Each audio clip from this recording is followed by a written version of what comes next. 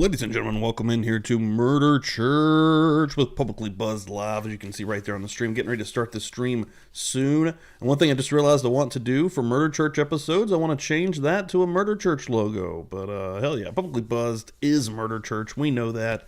Thank you all so much for coming in. Give it a share on the X Machine. Let folks know in the Discords if you don't mind. Share it out on all the socials. Give it the old like. Do all the things. And yeah, let's have a good morning. I'm running a little bit late, but we're going to get it. Let's go.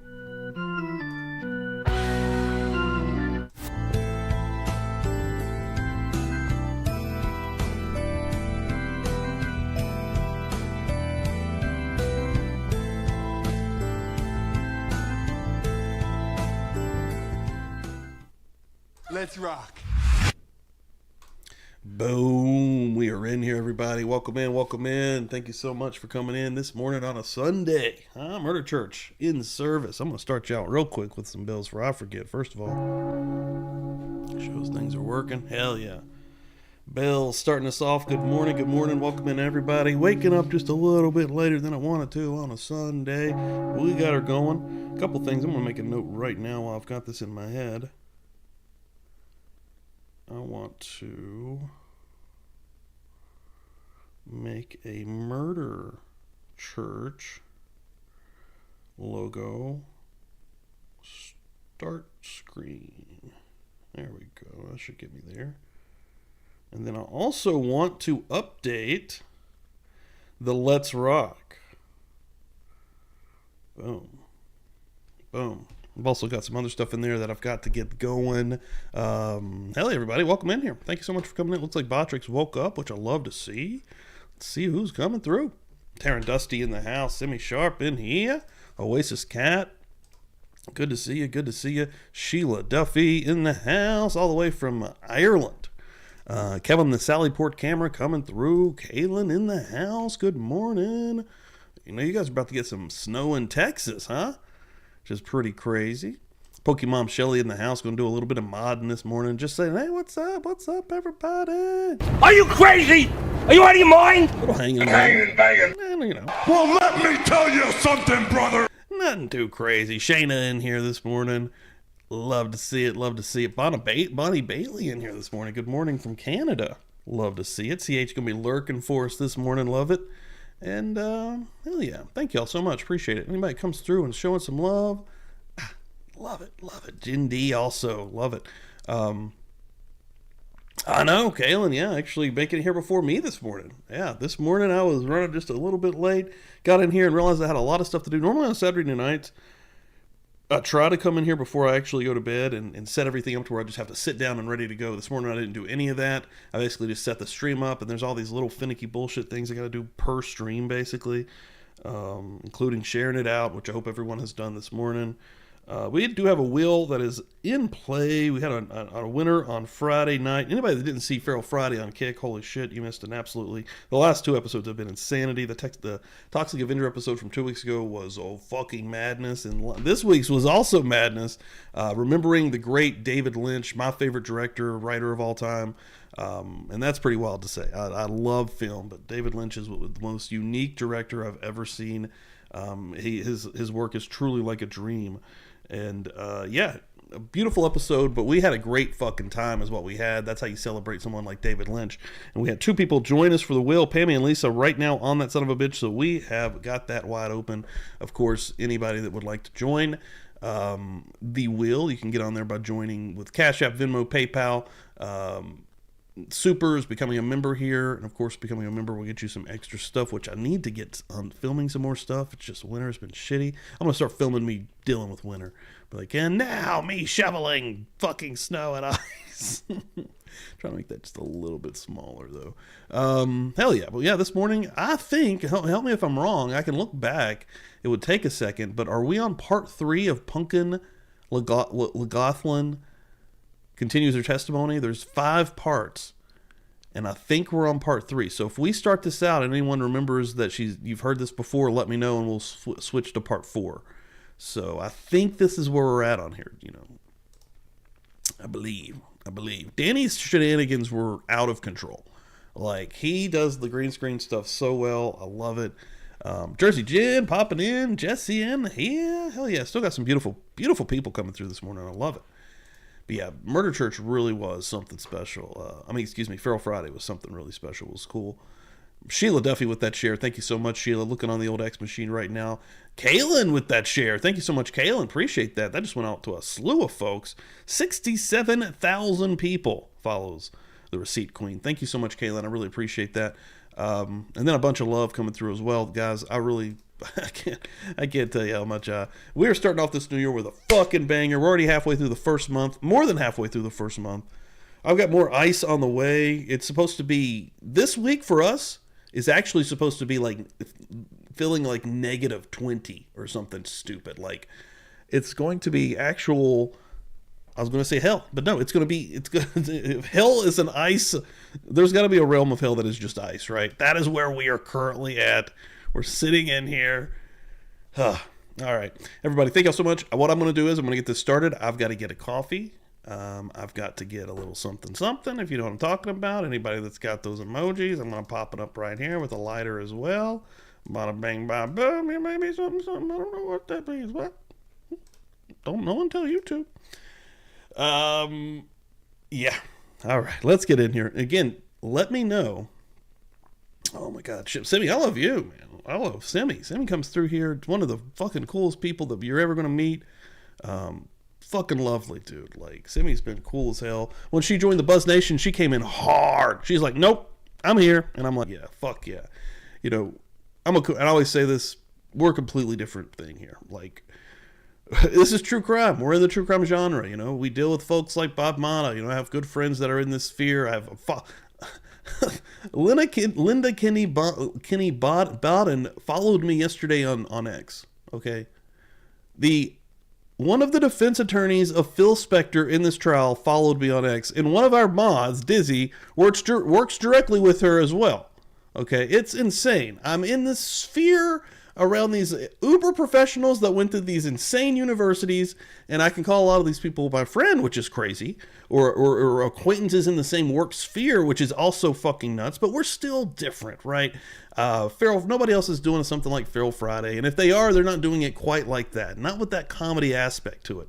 So I really appreciate everyone that comes through here, and I feel like the people that come through here, like, honest to God, like, you truly get us, you get me, you get Dan, you get the Publicly Buzzed vibe and what we're really trying to do, which is spread love and, you know, and at the same time awareness and at the same time fun, man, and trying to just get through this thing, because I don't know what the hell's going on. I don't think anyone else does either. You know, a lot of people like to pretend they do, but I don't think anyone actually does. Let's just be honest. You're growing up as a kid, you're like, man, those adults, they sure do know what's going on. Now as an adult, no jack diddly fucking shit. We're just making shit up as we go. I think that you're here for a reason. I think that you know that you can feel the realness that is right here. So, yeah, all right, let's get rocking. Enough of that shit. Let's see if I'm in the right spot, first of all. Let's see if I'm in the right spot. I think we're on part 3 here. I don't think we got that far. I could be wrong. I love you guys. You guys are the best. You guys freaking rule, man. All right, again, tell me if I'm wrong here, guys. Tell me if I'm wrong.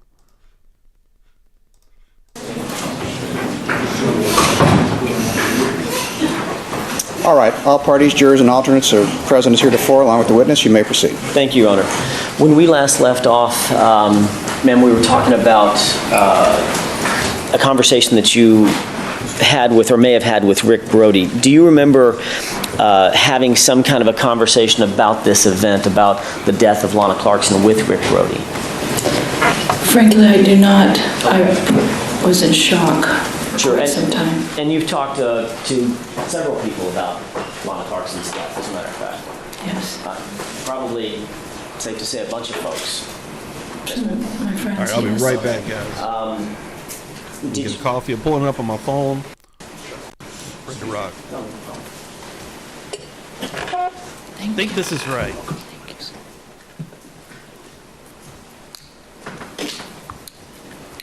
I know we didn't get through a lot last week. Love you, Bonnie. Hope you're doing well. You okay? All right. When you talked to Rick Brody, or if you said you don't recall talking to Rick Brody, Do you recall having a conversation with Mr. Brody wherein you talked about Mr. Spector and Miss Clarkson, and you never mentioned anything about, or there was no suggestion by you about depression or suicide or any statements by Miss Clarkson? Do you remember that? I have no recollection of talking to Rick Brody. I'm Okay. sorry. That's okay. That's okay. Like I said, you've talked to several people about this, correct? Yes. And in the weeks following Lana Clarkson's death, you never mentioned to anybody the statements that you've testified to here. Oh, no, that's not true. You never mentioned those statements to Rick Brody, for instance? Well, I don't ever remember talking to Rick Brody. You never mentioned those statements to Anne Marie Donahue? Oh, yes. You, according to your testimony, you did tell Anne Marie Donahue about Lana Clarkson's statement that you just were the testimony that was just elicited on direct examination. Yes. Okay. And did you tell Miss Brody? Miss Donahue that Miss Clarkson said that, quote, she's sick of these people and she hates this town and she doesn't want to be here anymore? Did you tell her that? Yes. Okay. Did you also tell her that during the phone call that you got from Miss Clarkson, that Miss Clarkson's statement was, I can't take it anymore, I don't want to be here in this town, I want out, I'm done, I'm done? Yes. Okay. And that's your best recollection of your conversation with Miss Clarkson just days before she was killed, correct? I had more conversation with her before. I'm asking about the conversation that you testified to on direct examination, the one where you indicated that she called you on the phone and indicated she's sick of this town, she's done, she's done, she's done, correct? Yes. Okay. And you're, according to you, you related that to Miss Donahue, Anne Marie Donahue? Yes. Right. And if you had a conversation with Mr. Brody, that would have been the crux of the conversation that you would have had with him, correct? Objection, and she said she doesn't recall. Sustained given her prior answers. I'll ask it a different way, ma'am. The statements that we've just talked about, the statements that you originally testified to on direct examination, those are the statements that you were saying that you attributed to Miss Clarkson before she died, correct? I don't understand that. I'm sorry, that was convoluted. I'll rephrase it. Sorry. On direct examination, you indicated that the statements you recall Ms. Clarkson making were, I'm sick of these people and I hate this town, meaning Los Angeles, correct? Yes. And I don't want to be here anymore, correct? Yes. And that was at the party, is that right? Yes. Okay. Then after the party, a few days later, a couple of weeks later, the phone call from Miss Clarkson that you talked to Mr. Rosen about, you indicated that she said, I can't take it anymore, I don't want to be here in this town, I want out, I'm done, I'm done, I'm done. Is that right? Yes. Those are the conversations that you related to the friends and family that, according to you, that you had contact with immediately after Lana Clarkson's death. Some, not all. Some, not all friends, or some, not all conversations? Some, not all conversations. Okay. In fact, in the days and weeks following Miss Clarkson's death, you did have some contact with the family members, correct? A little, I think. A little, you think? Is that I right? think. Okay. Well, you went to her funeral, yes? Yes. And you went to a memorial service for Miss Clarkson? Yes. I'm sorry, I thought you meant on the phone. No. Sorry. Just contact one way or another, correct? Yes. All right. And it was made very clear by the family members, Donna, Juana's mother, and Fawn, her sister, and their representatives, that... Objection, hearsay.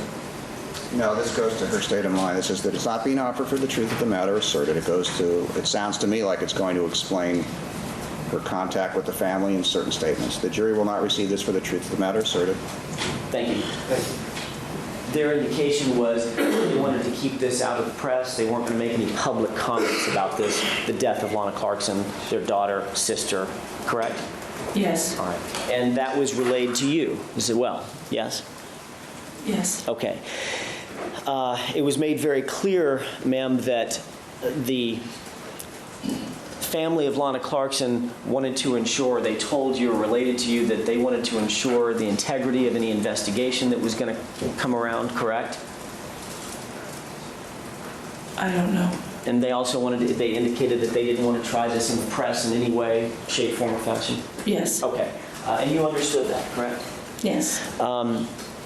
Isn't it true that a couple of weeks after that you did grant one interview at least with a magazine here in Los Angeles?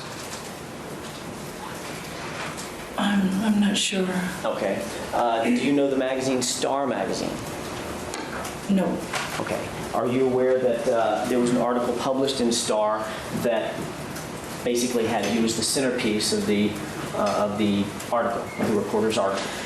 Yes, I never talked to that magazine. Okay. Did somebody in your stead talk to that magazine, or did you talk to any reporter representing that they belonged to some other magazine? Excuse me, objection. Not that I'm aware of. Isn't it true that you granted an interview to some entity, a reporter or a magazine or somebody, within a couple of weeks after Miss Clarkson's death, just to kind of set the record straight about your relationship with Miss Clarkson, et cetera? No. Did you ever read the Star Magazine article? No. Were you ever informed that there was in fact a Star Magazine article that highlighted a person that was quoted as being one of Lana's closest girlfriends? Yes, and I think I know who that was. And that person indicated that she talked to Lana 3 or 4 times a day, correct? I don't know. Okay, and you indicated to this jury that, I think it was on Thursday, that you, in fact, as one of her closest girlfriends, you talked to Lana 3 or 4 times a day on the telephone as well, correct? Yes. All right. But according to you, this was not you, the anonymous girlfriend who talked to Star Magazine? Absolutely not. Okay. Was it your impression that the family members believed that that was you? I think it was, Well, yeah. I'm going to interject that. That purely calls for speculation. Not speculation, it goes to her state of mind, her relationship with the family, and what she believed. The objection is overruled. Thank you. And And because of that, I'm ma'am, not sure there was- The question had been answered, but we're now on to another question. thank you. Proceed. The reality is, right, wrong, or indifferent, ma'am, you were devastated by the loss of your friend. yes, It was an emotional time for everybody, it was the worst time of my life. and it was an emotional time for the victim's family as well. Correct. Everybody was on edge, nerves were on edge, correct? Yes. All right. And the family indicated to you that they believed that you had gone to Star Magazine and specifically laid out certain information about a relationship that you had with Miss Clarkson to Star Magazine. That was what was related to you, correct? Related to me. All right. And obviously what you believed at that point was that the family members were somewhat angered by that, correct? I think they were upset. Okay, and the focus of their being upset was sort of directed at you. At least that was your belief. Yes. All right. As a matter of fact, the family members following the publication of the Star Magazine article, and your understanding at least was this article was published on February 25th, 2003, just weeks after Lana's death, correct? No idea. Okay. This all kind of came to a head about the publication of an article within weeks of Lana Clarkson's death, though. I remember something about an article, yes. Okay. And at that point, you had only spoken, the only official interview that you had given, according to you, was to Detective Tomlin and Detective Fournier of the Los Angeles County Sheriff's Homicide Bureau, correct? Yes. All right. And you didn't contact Detective Tomlin or Fournier within the next few weeks to either change or modify your statement to them, correct? I don't remember. Okay. Do you think that might be something that you would recall if you had a second conversation with them within the next few weeks? Things were hazy, but I think I would remember, but I don't think I contacted them. I'm pretty sure I didn't. Okay. Some of us have better memories than others, and is it safe to say that your memory for details is not quite as good as maybe some of your girlfriend's memories for details? No, that was a joke. May I explain? No. I don't want to get into inside girlfriend jokes. Those Okay, things are well. private. Those are kept in a Well, mental vault. You just opened the box. It should be. No, she shouldn't be. It's irrelevant. The reality is your memory about your conversation, for instance, and I think there's been a couple of times when you said things were hazy back then. Is that right? It was a confusing time, that's Yeah. for darn sure. A difficult time for everybody. Yeah. And so your memory is, to use your words, your memory is a little bit hazy about the details and circumstances of what was going on back then, correct? I remember pretty much everything. It was just very sad. Okay. Do you remember having a second conversation with Detective Tomlin and Fournier? Well, did they call me? I'm asking if you remember No, that. I don't. Okay. So, in fact, I mean, there's nothing wrong with having a slight memory. My memory's horrible. That's why I have all these notes. All I'm asking is, and apparently you do too, I may want to look at that before this is all over. The fact of the matter is, you've already indicated a couple of times, and it's very understandable that your memory about those events some several years ago, 2003, 4.5 years ago now, is less fresh than, for instance, something that happened this morning or yesterday or last week. Of course. Okay.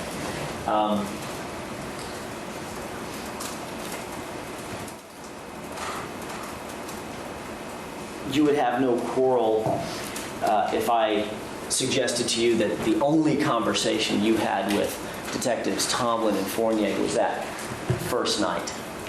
I believe that's true. Okay. You don't have any independent recollection of picking up the phone and calling them to change or modify the statement that you gave them. Is that correct? Excuse me, can we approach from the Thank you.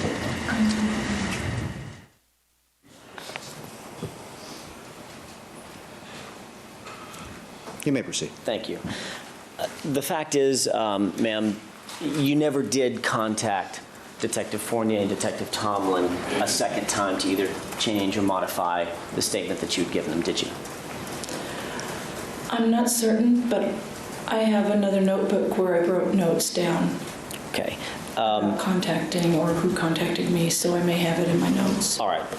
Understanding that your memory is not as good as it necessarily could be, would you agree with me that if, in fact, Detective Tomlin and Fournier testified that they only had one conversation with you, they never heard from you after February 3rd, you would not quarrel with that? That would be accurate.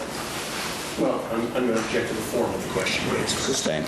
Do you have any contrary memory that you only spoke to them once? Is that your best memory? I think so. It's so long ago, I don't really remember. Okay. And other detectives and things came, I don't really remember each one of their names and who they were. All right, thank you. You may proceed. Thank you. And during these weeks following Lana Carson's death, because the family believed that you had sort of gone outside the family, if you will, and spoken to a reporter, and that got published, you began to feel somewhat marginalized by the family, by Lana's family. I felt that before that. And you began to feel slighted.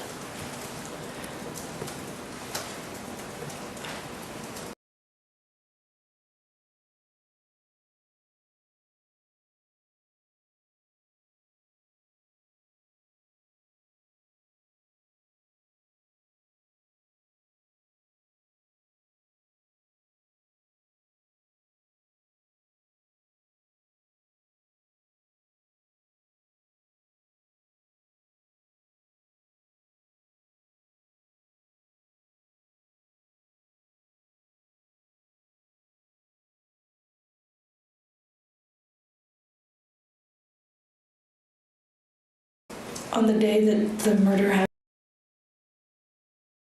Muted it. I muted it when I left. Didn't hear any of that. Well, I was talking shit about this lady. I was like, I bet she doesn't actually remember because it seems like she likes to party hardy. We looked at her Instagram last week and it seems like she still lives quite the same, at least similar lifestyle as she did then. Hanging out with all kinds of different Hollywood, got hair in my mouth, Hollywood folk, and yeah, I think she likes to have a good time. So you know what? I can imagine she probably doesn't remember a lot of this stuff. Thanks everyone for coming in. I've seen a lot of other people come through here while I was getting some coffee and a little something, but I'll get the hell in here. This is gun country. Happened? I mean, the shooting happened? No, as a progression, in the days and weeks following Miss Clarkson's death, Someone although named you went to the Happy funeral, Happy. you went It's to the me, Happy memorial Girl. service, people stopped giving you Share. Thank information, you. correct? The family members stopped talking to you. Tons of likes. Thanks, guys. I guess so. And that upset you, correct? A little. I felt they were probably very grief-stricken, and I don't hold that against them whatsoever. And you felt somewhat unimportant because they weren't letting you in the inner circle. Well, I'm going to object. Not Hey, really. unimportant. Overruled. Is that correct? No. Didn't you tell Detective Bennett, who's another... I just got a message from Jesse through Big Cartel saying, is there a Meowder Church shirt? I couldn't find one in the store. If you're still in the chat here, Jesse, I'm going to post a link for you. Actually, I can reply directly in here, so I'll do that as well. But I'm also going to post this link in the chat. That should take you straight to the Meowder Church shirt. And yeah, appreciate it if you're gonna get that. The detective you spoke to a couple of years after that, Yeah. that exactly that. Didn't you tell Detective Bennett, I felt marginalized, I felt slighted, I felt unimportant because the family members sort of ousted me a little bit because they thought I went to the press. Possibly, yes, possibly. And that hurt your I mean, it would hurt anybody's feelings, isn't it? It hurts my feelings. Yeah, obviously. And you felt like you were one of the family because you were as close to Lana Clarkson as you say you were, correct? Yes. All right, and that would not be a good feeling to feel like you were exiled, some new if you merch will, rocking emotionally, here soon. if I not keep saying physically, that, but it's gonna emotionally happen. exiled from the inner circle of the family. Get everything in order. I understood why. But it was, in fact, a feeling that you were suffering, correct? I guess so. All right. In fact, when the media began their feeding frenzy, if you will, on this case, the media began going to other people, to other girlfriends and friends of Like Lana Shelley. Clarkson's, the family, and interviewing those other folks, correct? I guess. And you began reading some of that. Is that right? Not really. The TikTok thing's funny. I'm seeing people in America and the United States that can't use it, but you know, our friends across the globe are having no problems. I just saw Jack from Never a Truer Word say, "Go onto TikTok. Does anybody need anything?" Of course, I believe he lives in England. Son of a bitch. And you read the Vanity Fair article. You were at least aware that there was another. I don't know. article in I think other it's going to get magazines, saved. They're going to about figure something Lana out. Clarkson, correct? Oh, yes. I tried not to read them, though, honestly. And you indicated, as a matter of fact, during your conversation with Detective Bennett, you indicated that you were aware that other members of Lana's circle of friends, if you will, that weren't as close as you were quoted in the media, and yet you weren't Outer quoted church in the media. stickers. Is that Look at right? those things. Look at those sexy I was told not bastards. to talk to the media. And you Look at felt like you Pumpkin. knew her better Look than at these other Pumpkin. folks, correct? Yeah. And you felt like you could provide better information than these other folks because you were closer to Lana than they were. Yes. And that was a little bit offensive to you that they were in the media talking and yet you were staying quiet, correct?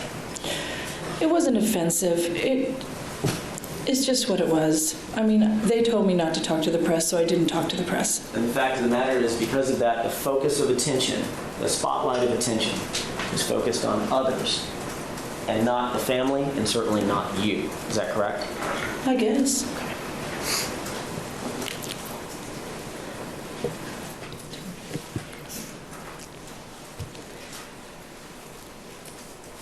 During the following year, in 2004, I assume that you never called. I've asked you this a couple times, and your memory is, I think, to use your word, pretty hazy about some of the details surrounding that time. But let me find out if you remember this. During 2004, the rest of the months, I'm sorry, I'm going to back up a year. The rest of the months of 2003, you never called the sheriff's department or the district attorney's office or anybody like that to change or modify the statement that you gave, correct?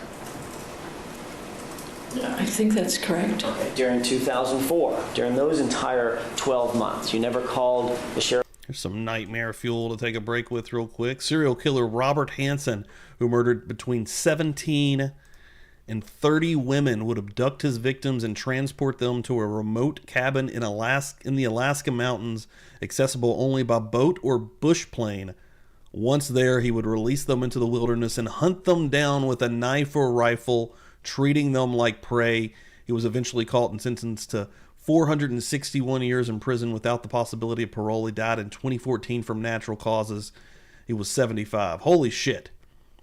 That sounds like, except it was like a bunch of rich people, and dude, I kind of think that shit probably fucking happens. Let's just be honest, dude. People are out of their fucking minds. People have so much fucking money, and people have own literal islands, and you have some of the worst people on the planet lurking.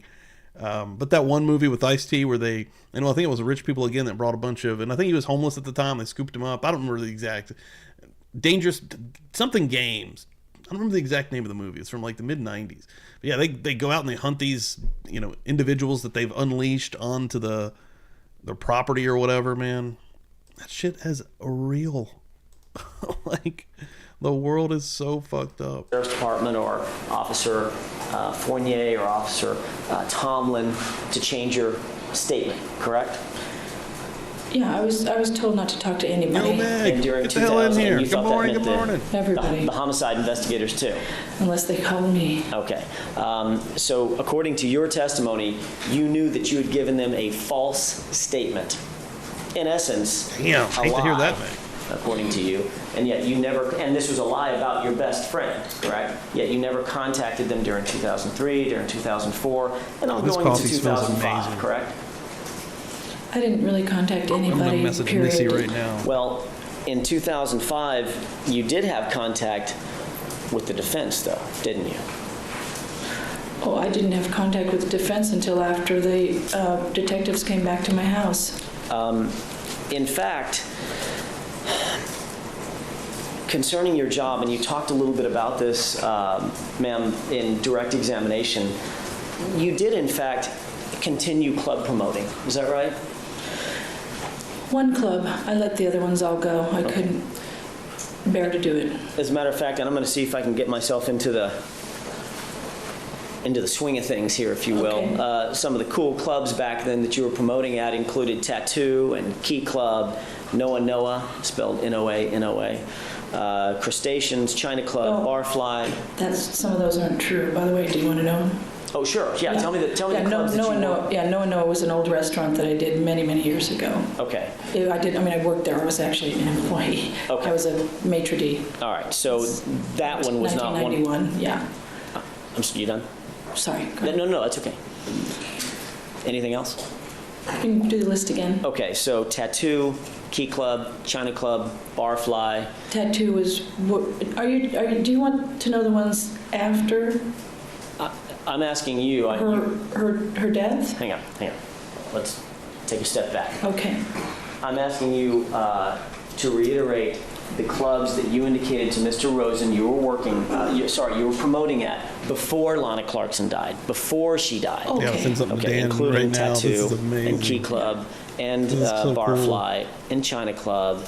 Look, check this Bar out. One, maybe a couple of others. A little bit of the terminology. Twin Peaks, David Lynch fans, anybody that really watched Twin Peaks with us last year, or if you're just a David Lynch fan, he gets to the pearly gates, and they ask, okay, but who really killed Laura Palmer? Oh my God! That's one of the coolest things I've ever seen. Oh my God, dude. David Lynch was the best. He was the fucking best. I gotta send this to Dan real quick before I forget. And someone else. Man, that's so cool. You have wrong. Okay. Some of the clubs, before I was a promoter, Okay. I was employed. Okay. So Tattoo, I was the club manager upstairs. Yeah, I never used TikTok, No, so for I'm kind of in a that good spot. Key Club billboard, when it opened, I was the VIP room manager downstairs. Okay. Like a host, host there. Then I went into promoting clubs. I see. And Different little weird thing. okay. The fact of the matter is, and I don't necessarily need to get into the deep details about it, you're promoting at several different clubs during the course of the year leading up to Lana Clarkson's death, and that also included Backstage Cafe, correct? Yes. All right. The way that you earn a living doing that, for those of us who are uninitiated, is you might provide a band to play at the club. It might be live music, correct? As a matter of fact, in your case, it would always be live music. Is Yes. that right?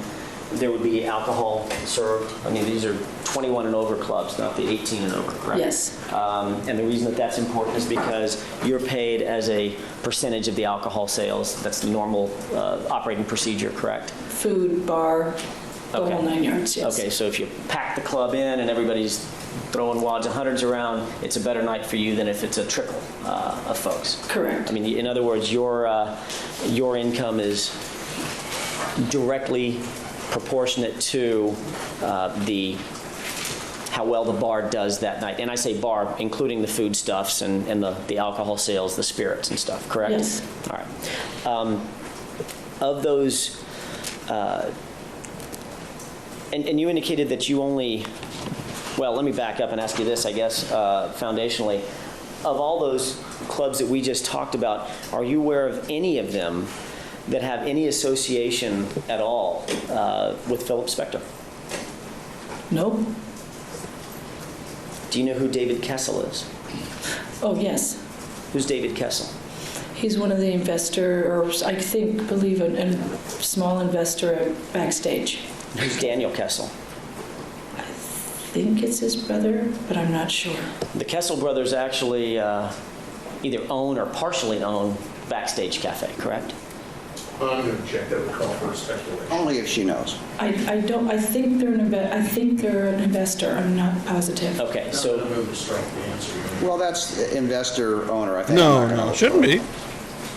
The request. I'm not It was earlier. Excuse me. I'll give you a chance to finish your answer in a second. The request to strike is denied. And if you want to go ahead and finish your answer, go ahead. Yeah, I'm not positive, and I wasn't aware of that. I mean, I wasn't aware of that for a long time. okay, well, let's talk about that for a second. You do know that David Kessel, I don't want to get into his Pumpkin. the specifics of his business association with Pumpkin Backstage, waffle. but you do understand that David afraid to take a Kessel is drink of this. intimately It's gonna burn involved me in to death. Backstage Cafe, correct? Objection, vague, intimately involved. You could be more specific. Sure. You know that he has a business interest in Backstage Cafe, is that right? Objection, it's going to call for speculation. Overruled. She's already testified that was her belief. I think so. Okay, I'm and positive. you indicated that you weren't aware of Mr. Kessel's interest in Backstage Cafe until a little while later, correct? Yes. Let's talk about that for just a second. You learned about Mr. Kessel's interest or Mr. Kessel's association with Backstage Cafe in or around June of 2003, several months after Lana Clarkson's death. Isn't that right? I don't know. You had a conversation with Tawny Tyndall in this case. Is that right? Yes, You've had many conversations with Tawny Tyndall in this case, correct? couple. Okay, and she's interviewed you and taken notes and memorialized those discussions in formalized reports, correct? Yes. And you've reviewed some of those reports, is that right? Yes. As a matter of fact, you've probably reviewed all those reports. Well, objection. I don't know. Sustained to the. It's not a question. It's a statement. All right. Have you reviewed all of the reports? I don't know if I've reviewed all the reports. Okay. Have you reviewed the reports that you recall being involved with? The reports have dates on them, correct? I guess. Okay. When you reviewed the reports, did they coincide with the conversations that you had with Ms. Tyndall? I guess so, yes. Okay. When you were talking with Ms. Tyndall, was she taking notes? Yes. Was there a tape recorder running? No. Did you get to review Ms. Tyndall's notes?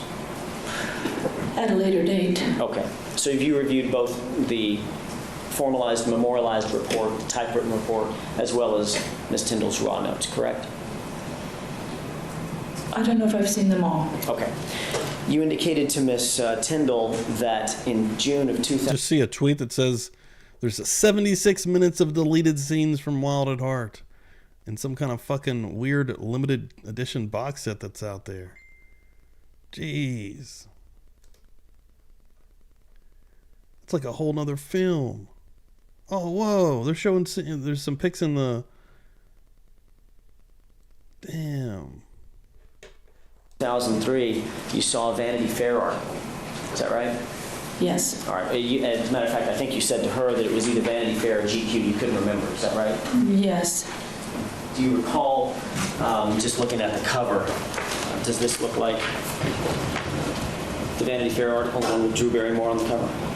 I have no idea. I don't pay that much attention to articles. Can you see on the spine the date? Can you see from there? No. Let me help you. I couldn't either. Honey, I can't even see in front of my face. Come on. June of 2003, the June of 2003 Vanity Fair. Do you remember reading that magazine, and specifically an article about Philip Spector and Lana Clarkson in that magazine? Like I said, I tried not to read any of the articles. Did you tell Ms. Tyndall that you had reviewed an article in June of 2003 and you believed it was either Vanity Fair or GQ? Possibly. I remember something about an article somewhere. Okay, well... I don't know if it was Vanity Fair. All right. I thought it was GQ.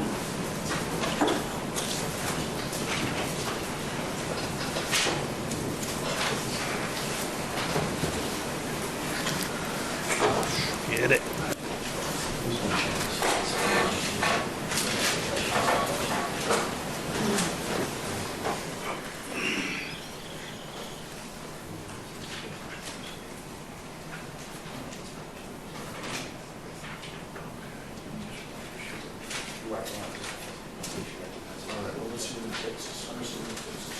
May I approach this briefly? You may. I just want to see if this refreshes your recollection.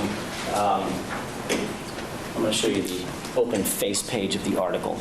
Does that look familiar? Oh, yes. Okay, you've read this article. Yeah, I think I have. Okay. May the record reflect that I opened it to a...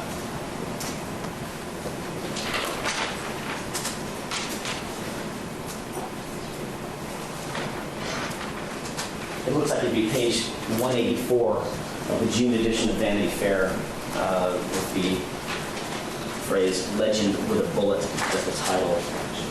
That's just, all right. And the So jury will Joseph- keep in mind that's merely a title of an article, and that's all that it is. All right. Correct. I'm going to strike that statement. It's stricken.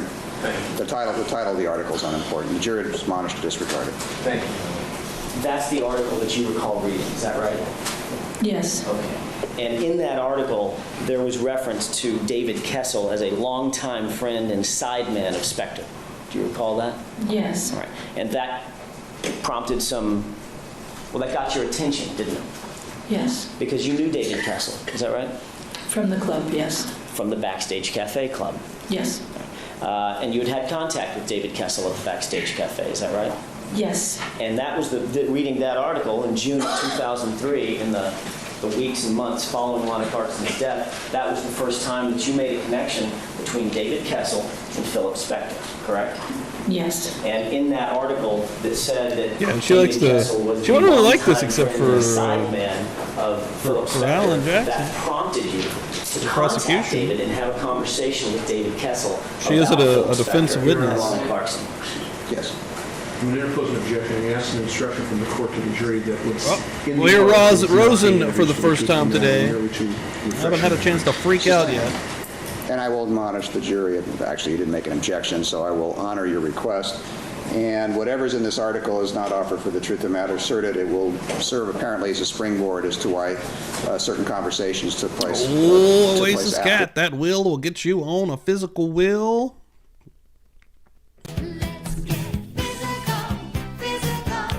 To get a spin for the possibility of some, I'll tell you what, on this next one, we'll probably do a t-shirt, actually, yeah. I've been giving away a lot of stickers, and I'm actually about to put in some orders for, I'm going to try to get some buttons. I'm going to try to get some kind of logo with a logo on a button to get some buttons for some giveaways as well. Yeah, we'll do a t-shirt this morning. Anybody that gets on this thing has the possibility. If you go to publiclybuzz.com, tons of dope, awesome t-shirts on there. I believe that we have the best merch in true crime. Someone wants to fight me about that, and I'll put them right here, and I'll say, let's fucking go, because we have it, baby. We are the best. Are you crazy? Are you out of your mind? I'm telling you like it is, baby. Just telling it like it is. That's all I'm doing. So, yeah, and the way to get on there, of course, up above there, Cash App, Venmo, PayPal, and membering up. If you're not a member here, you might as well become a member. Get in here, in the church, in the nation, the Buzz Nation, or giving out supers. For that and only for that purpose. You may proceed. Thank you. In fact, when you contacted David Kessel, he did confirm that, in fact, he was a friend of Philip Spector's. Objection as to what he confirmed hearsay. Overruled. Is that right? Let me hear you. Yes. As a matter of fact, he went on to indicate to you, did he not, that the nature of his friendship and relationship with Mr. Spector. I just have a running objection to everything that he says. Yes, this goes to possible bias, as I understand it. That's correct, Your Honor. It's not offered for the truth of the matter asserted. Something about it, yes, his father or something was, In other words, he felt so close to Mr. Spector I'm that, not sure we got the rest of the answer. Go ahead. If you have I'm sorry. your answer, go ahead. just something about his father had been friends of him, of Phil Spector's. the father of the Kessel brothers was also a musician, correct? Yes. And David Kessel indicated that he got to know Philip Spector for many, many years as David Kessel was working his way through studio. He was a studio musician and got to know Philip Spector very well in that capacity, correct? I don't remember exactly, but I know it was something to do with he was a musician. And in fact, didn't David indicate to you that both Daniel and David were ex-musicians that worked with and for Philip Spector? I didn't know about Daniel. Did David indicate to you that he idolized Mr. Spector?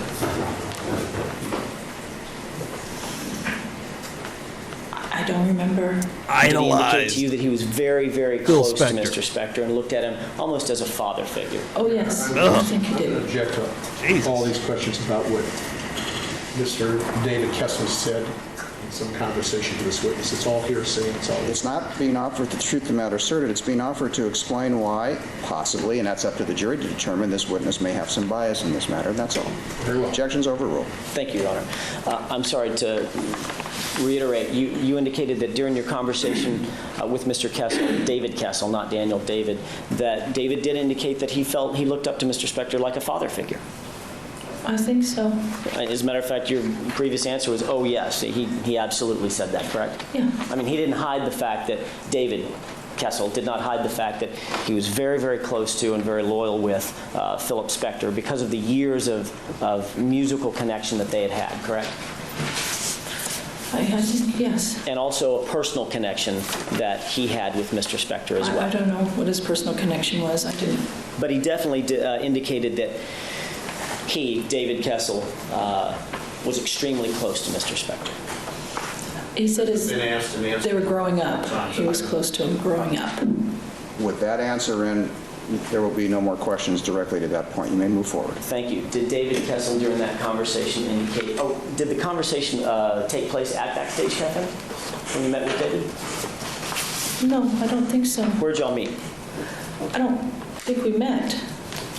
Where did you have your conversation? On the phone, I think. I see. Okay. My mistake. And you've already indicated that the Kessel brothers, well, David Kessel is somewhat associated with, well, not somewhat, but he's associated with Backstage Cafe. And after Lana Clarkson's death, you've indicated that you stopped promoting at other clubs and began promoting exclusively at a single club, correct? Yes. Which club is that? Backstage. And may I finish an answer? If there's more to it, yes, you can Yes. go ahead. The reason being, No. I didn't Well, ask. Your Honor, okay. this is non-responsive. I asked her what. I know what the question was. That question has been answered. You may Thanks. proceed. You'll get a chance. You'll get a Okay. chance. Let me gather my thoughts for a second. okay, and mine, thank you. I'm going to ring a bell for her right there. She's been feisty for Alan Jackson. Coming through the Venmo, Kathy Helper for Pumpkin. Yeah, let's get Pumpkin on this thing. Again, has never won a wheel. Pumpkin has probably been the times on a wheel without actually winning. Like, it's pretty crazy. Let's get Pumpkin a shirt with a big 420, the perfect number coming through here. Kathy, thank you so much. I appreciate that. Hold up! Hold Hold what I'm up. talking about. Thank you so Hold up. much. Appreciate that. Yeah, she's been difficult for old Ajax.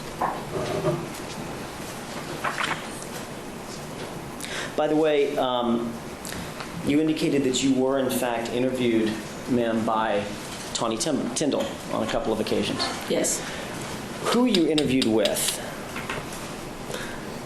Who was there with us? You know, that was a bad question because you've indicated that there were a couple of different interviews, correct? Yeah. All right, let me withdraw that and see if I can ask a better question. Okay. What were the dates when you were interviewed? Oh, golly. Oh, golly. I didn't write Oh, that gee, down. golly gosh. Let me think. And if you didn't write that down, you don't have an independent recollection of it. No. And this goes to, again, what we all fall prey to, which is a kind of a failing memory or a hazy memory about specific details, correct? Well, those details to me are important details of my life. Okay. Let's do it this way. How many times were you interviewed by Ms. Tyndall? Twice, I think. And of those 2 times, approximately when did those interviews take place? BGOG. Let me know when you get your shirt, BG. One was about I need to look at the 2 years tracking. ago. I'll look at that next time I get to work. I've got it in my office. And one was It should take, I'm guessing, a week or more. I mean, this. it went out this What year are we? Monday or 07? Tuesday. This is 2007. I think 06. Okay. Okay. December 28th, 2005. We'll see how that plays out, That's the first CH. December 2005, that's correct. one. For the first one? Is that yes? Yes. Fudge. And then you were interviewed yet again in 2006, January of 2006, correct? That sounds about right. A few weeks later, is that right? Yeah. Okay. During the first interview, who was there?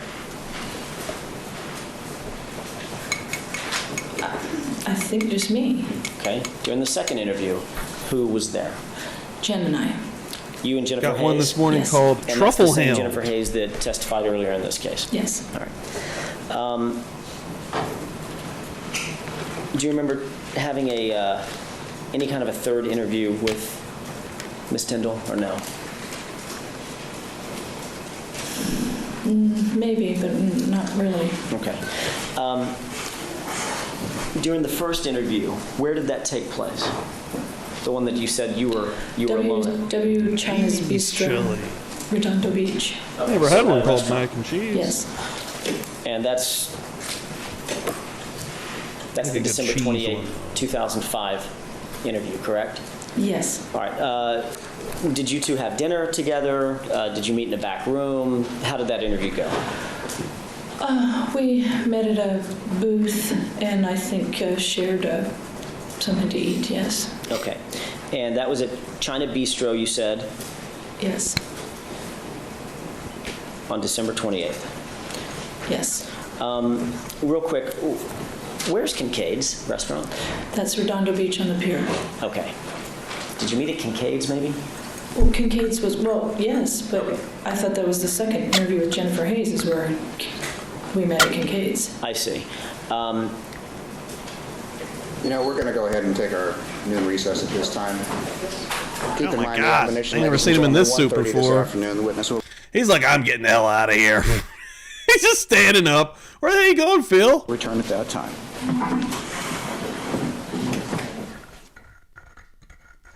All right, part 4 with Pumpkin.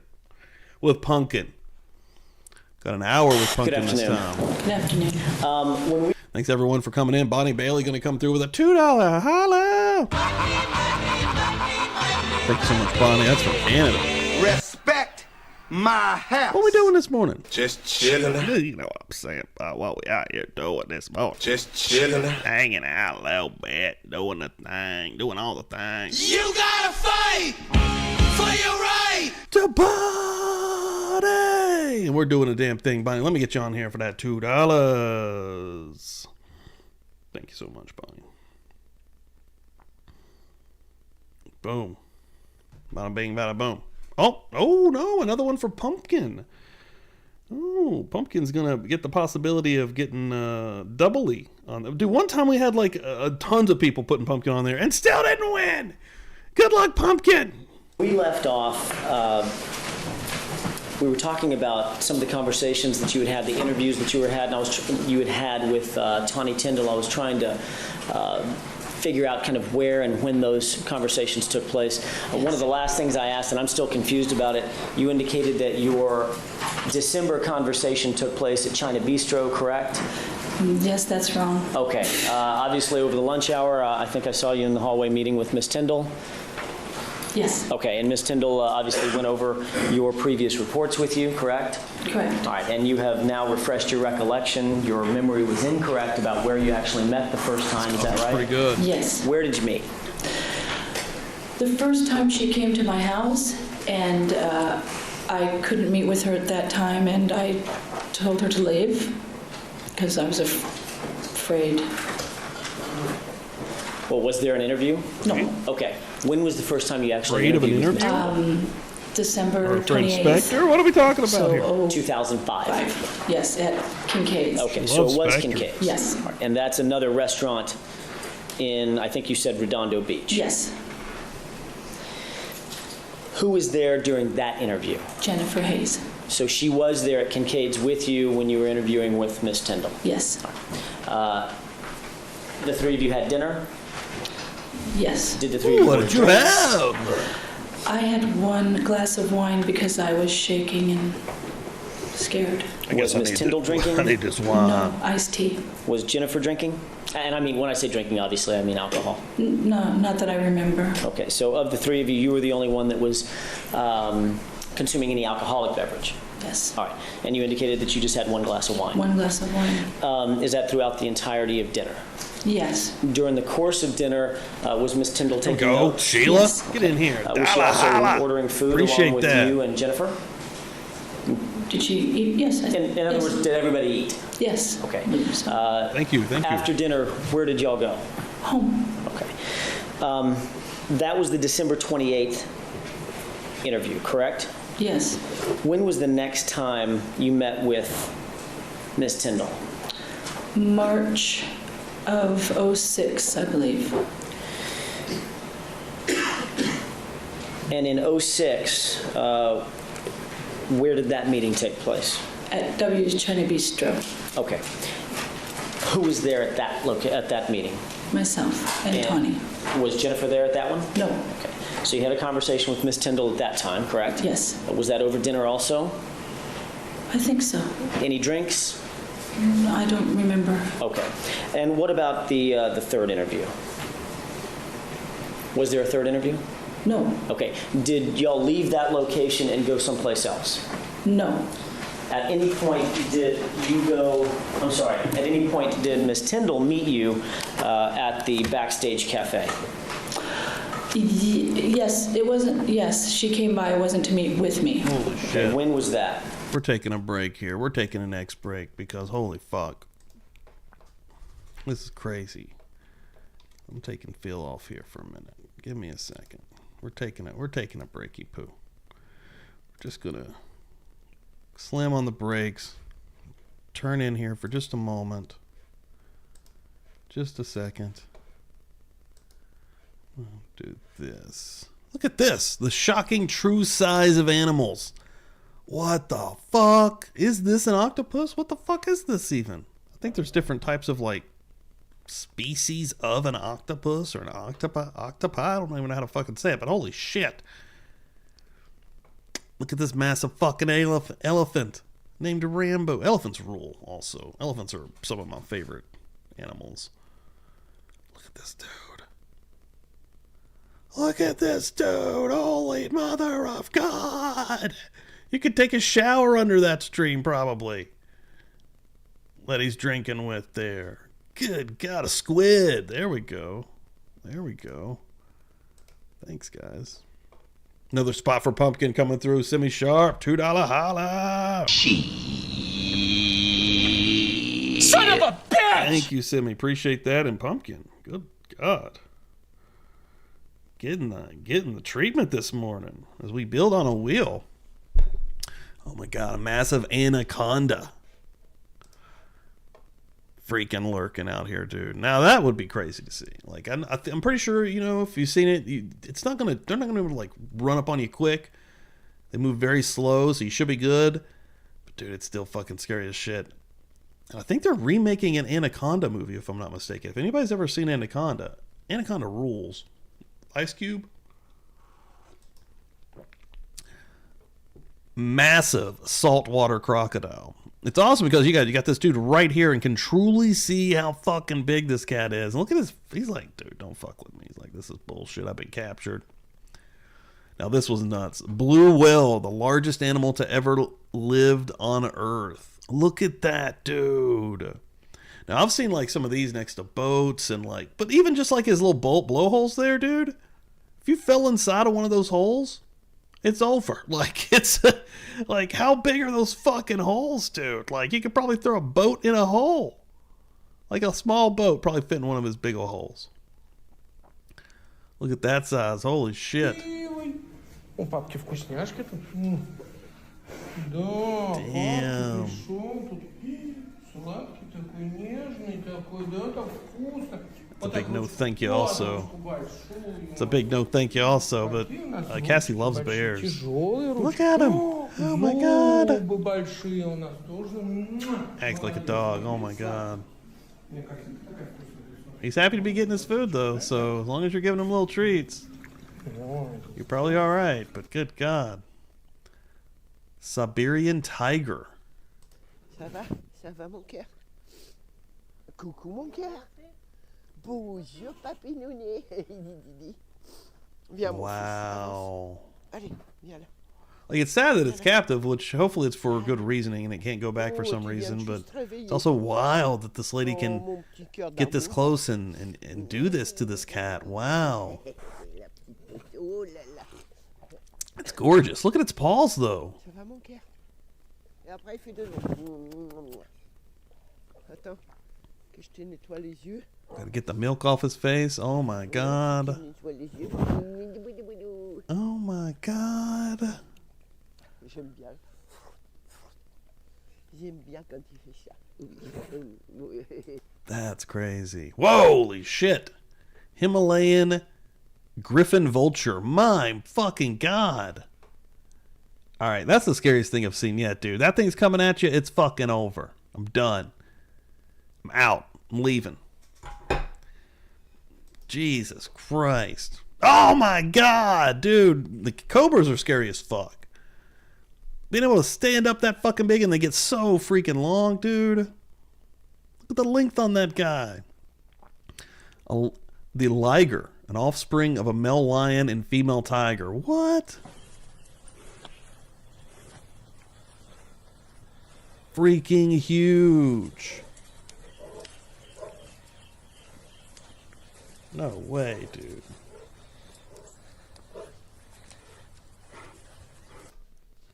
Incredible size of a bison. Poor dude. Get a better picture than that. Size of a New York City rat. Now, I have seen some crazy rats from New York City. There's one documentary on Netflix that is traumatizing that shows the true size of some rats.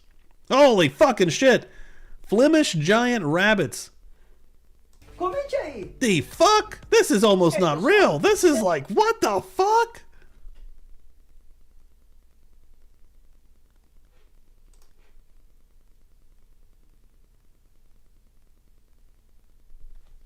Son of a bitch! Hold up! Hold up! Hold What up! the fuck? Are you kidding me, dude? Look at his little face. Look at his eye. Look at his ears. Saltwater crocodile. Ginormous. Ever wondered how big the talons of an eagle are compared to the human hand?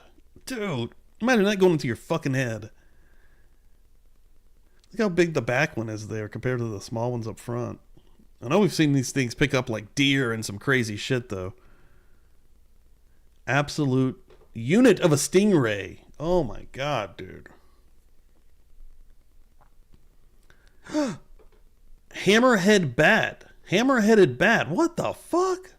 This guy looks insane. Look at his little claw down here on his wing. Look, he has like a face almost like a fucking, I don't even know. Like, that's crazy. The size of a Clydesdale horse. Yeah, I've always heard those are massive. Fully inflated horse lungs.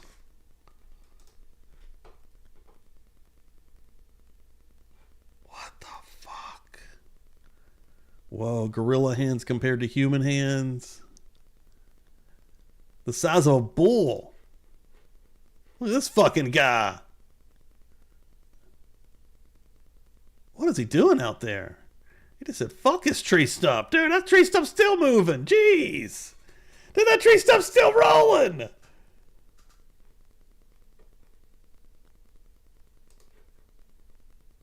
Southern elephant seal. Whoa.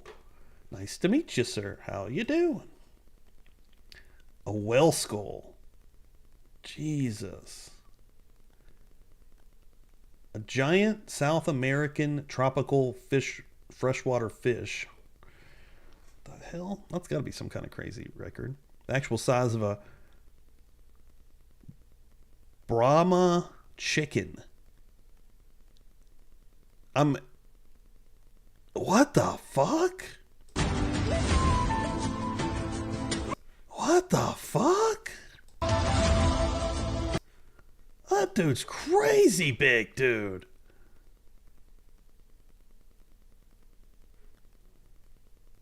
Reticulated? I don't even know what that says. Python.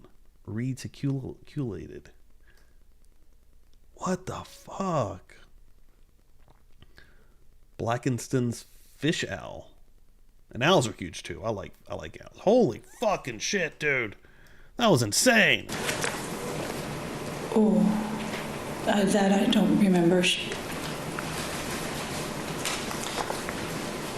Does January 17th, 2006 sound correct? Morning, Amber. It could be. Okay. Big little on January huge animal 17th, break. 2006. Well, let's ask it this way. Was it around 9:30 at night that Miss Tyndall showed up at the Backstage Cafe? I never got there before 9:30, so it had to be after 9:30. Okay. Did she come with anybody else? Not that I remember. Do you remember Jennifer Hayes being with her? Not with her, but Jen comes almost every Tuesday night to my club with me. Okay. Was this a Tuesday night?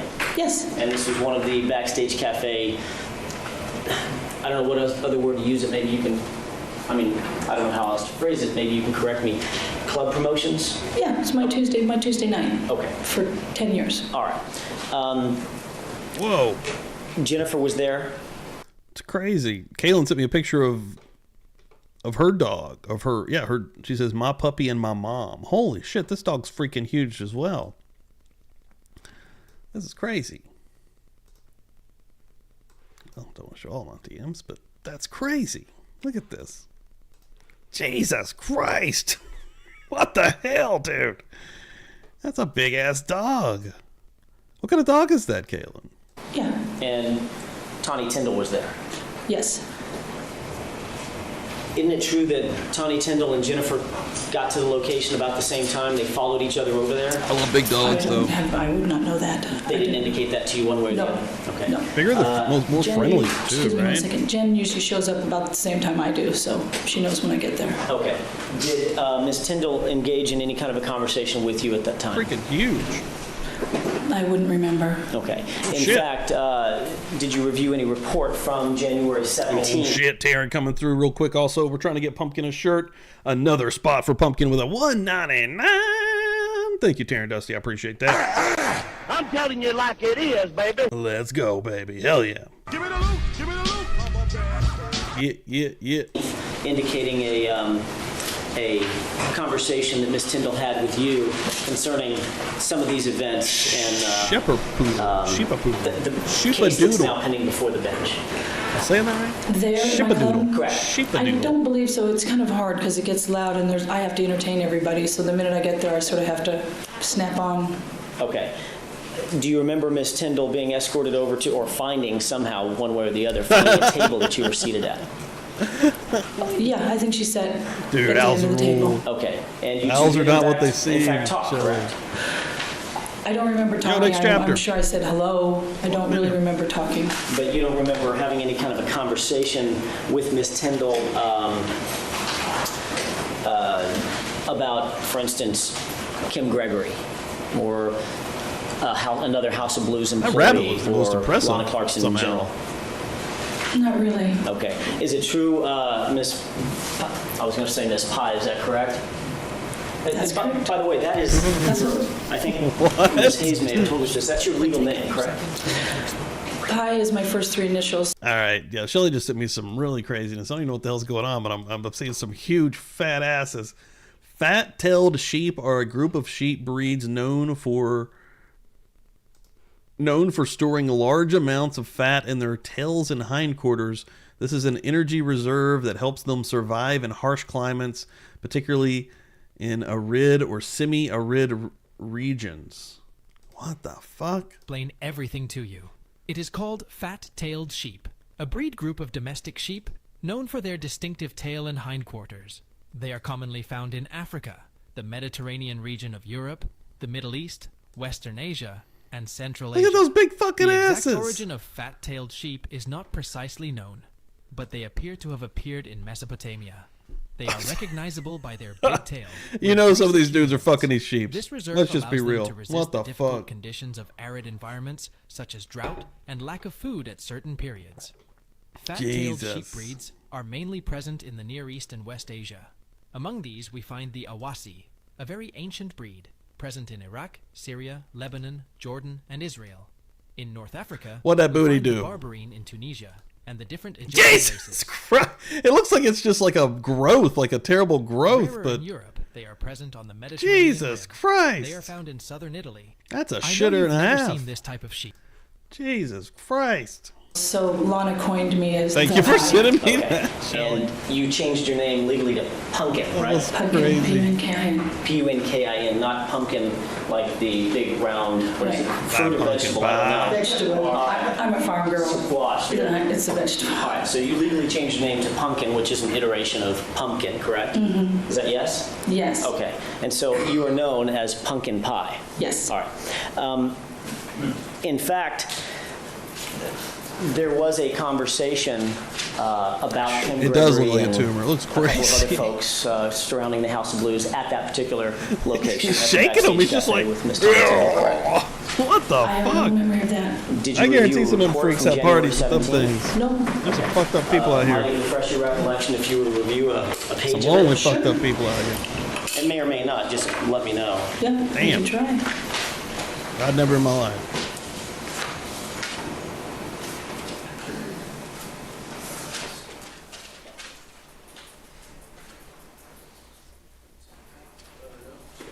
Sorry, 75 and 76, I was right. May I approach? You may.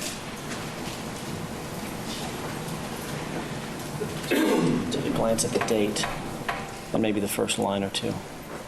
Oh, here. Wherever you want to look, whatever Okay. refreshes your Oh, recollection. this is everybody that was there that night. I'm going to ask you not to speak to yourself. Oh, sorry. Unfortunately, that's a habit that we all have. I just want you to read to yourself okay. a couple of lines and see if that refreshes your recollection about the date Okay. and who was there. Okay, hold on 1 second. I'm a slow reader.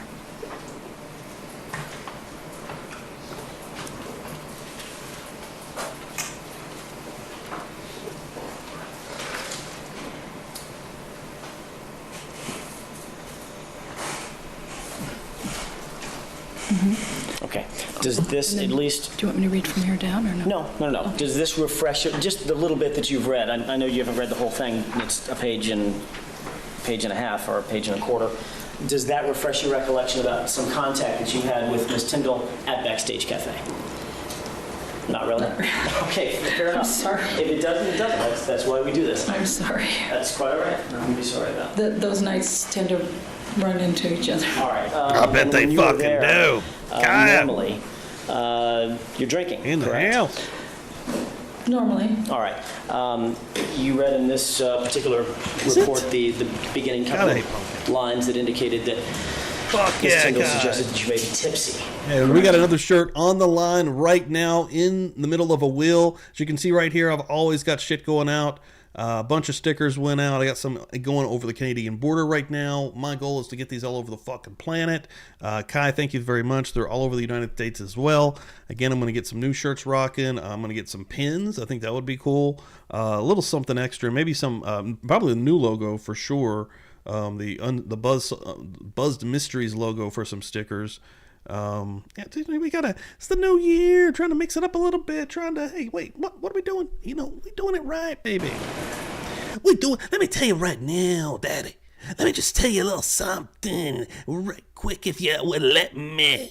Listen, people.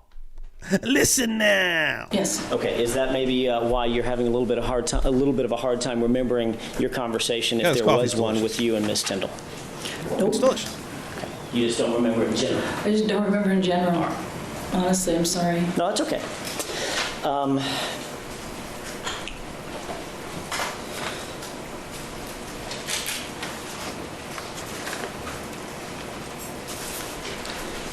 May I have just a moment, Your Honor? Yes. Thank you.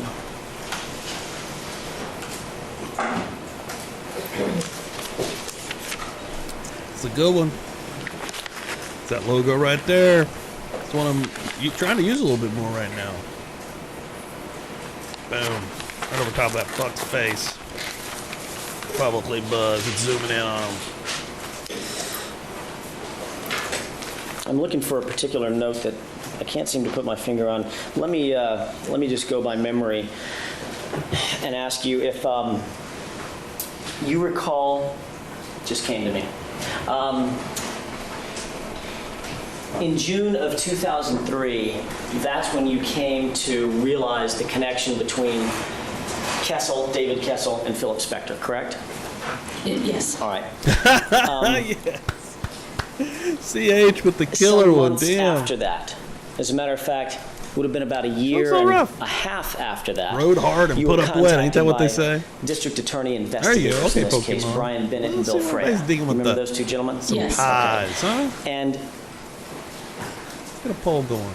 Bennett and Freya met you in November of I was out for a poll. 2005, correct? Does that sound about right? Yes. All right. Sounds right. During that time, Pumpkin Winds were retiring. before you met with detectives we're retiring Bennett and Freya, public had you contacted anybody, and I had asked you this about Detective Fournier and Tomlin, and I want to broaden that. That's the reason for this question. Had you contacted only pick so anybody many, in law so enforcement to indicate to French silk them over that you had, in fact, lied to the police originally, Like a or you chocolate wanted to pie. modify I'm or gonna change leave any these. part of your French silk state? could go down Did there. you contact There we anybody? go. What do y'all like? No, no. Okay. Now, one of the things that did come up when you conversed with detectives Bennett and detectives Bennett and Freya, was that you wanted to write a book about this. Isn't that correct? No. You never told Detective Bennett, That no sounds like a yes to me. Brian Bennett, No, what? Are you kidding? No? Me? Write a book about this to make money? Me? No, never. that you couldn't wait for all this to be over so that you could publish a book about your life, including this person? No. Most people What do. did you say with regard to? Yeah, what did you say with regard to writing a book? Well, I don't remember saying Like that a at all. chocolate But there's a writer from Music Connection, apple pie, a gal that comes to my club all the time, and she wanted to write a book on my life.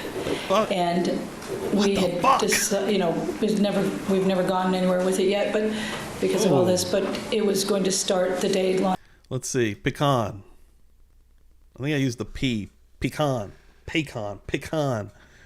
The coffee I'm drinking right now is Texas pecan, or I think. Dude, it's freaking delicious.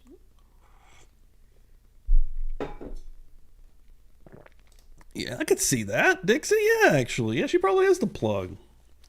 She's got the hookup. She knows who's got it if not, right? Oh, man, I might be able to figure a little something out, you know what I'm saying? She is a party. She literally, that's her job. She's a party thrower in clubs and stuff for, like, these rich fucks.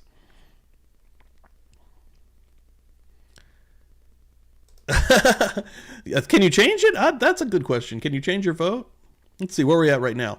Which pie do you like best? Right now, as we have Pumpkin, we've got Pumpkin on the stand answering questions. we ask, which pie do you like best? Pumpkin, apple, pecan, or French silk? And right now, pecan is winning pretty dominantly. 50%, and second right now, pumpkin. And I said if pumpkin wins, we're retiring the Buzz Nation. So, no, I hate pumpkin pie. I'm not a fan of pumpkin at all. I'd eat every one of those. Pecan's good. I'd pick probably apple out of these. Oh, whoa, it's coming up. Oh, God, the pumpkin's going higher. I want to die and go backwards because Pecan. that was my life, was with her. So in fact, this book that you were talking about, She's been out here. She's been in a couple. would have included Lana Clarkson, a large part of it, and Lana Clarkson's death. But not her death, from that day backwards. Right. Well, that day is the day she died. I'm not going forward with her death. I'm just saying when I lost her, because my life with her is what the book should be about. Okay. So this book was, in fact, intended, at least in the first iterations in your mind, was about Lana Clarkson's life and your life with her, correct? Well, no, it's about me. It's my life. It's my life and what I do, music and all my antics, and Lana's a huge part of my life and those antics. So you decided at some point, in connection with this other writer, that you were going to draft some kind of a manuscript or a book, hopefully, about your life and the inclusion of Lana Clarkson in that life, correct? Yeah, she's a huge 10 years of my life. I can't Okay. really have my life without her in it. So if this book was about your life, as you've indicated, this book would also be in huge part, to use your word huge, in huge part about Lana Clarkson. She was a huge part of my life, All right. yes. And the reason that you wanted to write this book, obviously, is to memorialize your the life and times of Pumpkin Pie, along with Lana Clarkson, correct? No, I didn't want to write the book, I had never approached anyone to write a book. She approached me to write a biography on my life. Okay. And did you agree? Oh, I said, sure, let's, this was... Yeah, French silk's sort of chocolatey, right? Like, which, I mean, I would eat the hell out of a French silk pie, but... Looking in here, we got pie talk coming down hard right now. Pumpkin pie coming in. Let's check these votes. Right now, we got apple and pumpkin. This is 16 votes. Still a lot of people lurking back there. It's not voted. Pumpkin pie is still in second place, though. And French silk is the lowest. 2.5 years ago. Okay. 6%. So no matter whose idea it was, at some point, the idea There you was fostered, if you will. Fostering, yeah. And you've begun writing that, have you not? No. You've begun writing some kind of a manuscript about this? No. Did you tell Detectives Bennett and Freya that you couldn't wait for this to be over, this meaning the trial I'm to be getting over? hungry. That's so how it that you happens. could write a book about it? Pumpkin. I don't remember saying What's on the that. menu? In fact, if you did write a book about this, obviously it would be for profit, correct? About what? I mean, you wouldn't agree to write a book about anything. I mean, be it a children's story or a story of your life. You wouldn't agree to write anything unless there was going to be a little bit of profit in there. I mean, Well, I would hope if someone's writing a book about my life that it's about me and somehow that makes a profit eventually. I mean, obviously, if in Yes. fact you were going to write a book or assist in writing a book, and let's say you had a ghostwriter, not unusual, and this was going to be a biography about Murder you, Trips and breaks down into a also lot of book food about Lana talk, Clarkson, usually. that there would be some payout It's at true. the end of the day. Excuse me, objection. This Hey, is- banana pudding is It's not about amazing. I do like banana pudding. Excuse me. It's about me. Stop, There's folks. Phil. Excuse me. I'm sorry. Thank you. The Joseph, objection is shut the sustained. fuck up. Rephrase the question. Sure. You certainly, if we you were go. going to write I a like a book, chocolate or pie. if you were going to have a ghostwriter write a book about your life, which includes, in huge part, to use your word, Lana Clarkson, there would be some financial benefit at the end of the day. You would think. Yeah. Well, let me ask it this way. Didn't you contact a publicist named Elliot Mintz about this potential of writing a book or publishing some kind of a story of your life, including parts about Lana Clarkson? Nope. Do you know why I contacted Elliot Mintz? Actually, if I ask that question, I'll expect to get an answer. But until then, let me just try to work through my Okay. notes, okay? I'm not smart enough to telegraph your answers. I need to ask the question and find out what the answer is. All right. Did you or did you not contact Elliot Mintz? Yes. Okay. Is Elliot Mintz a publicist?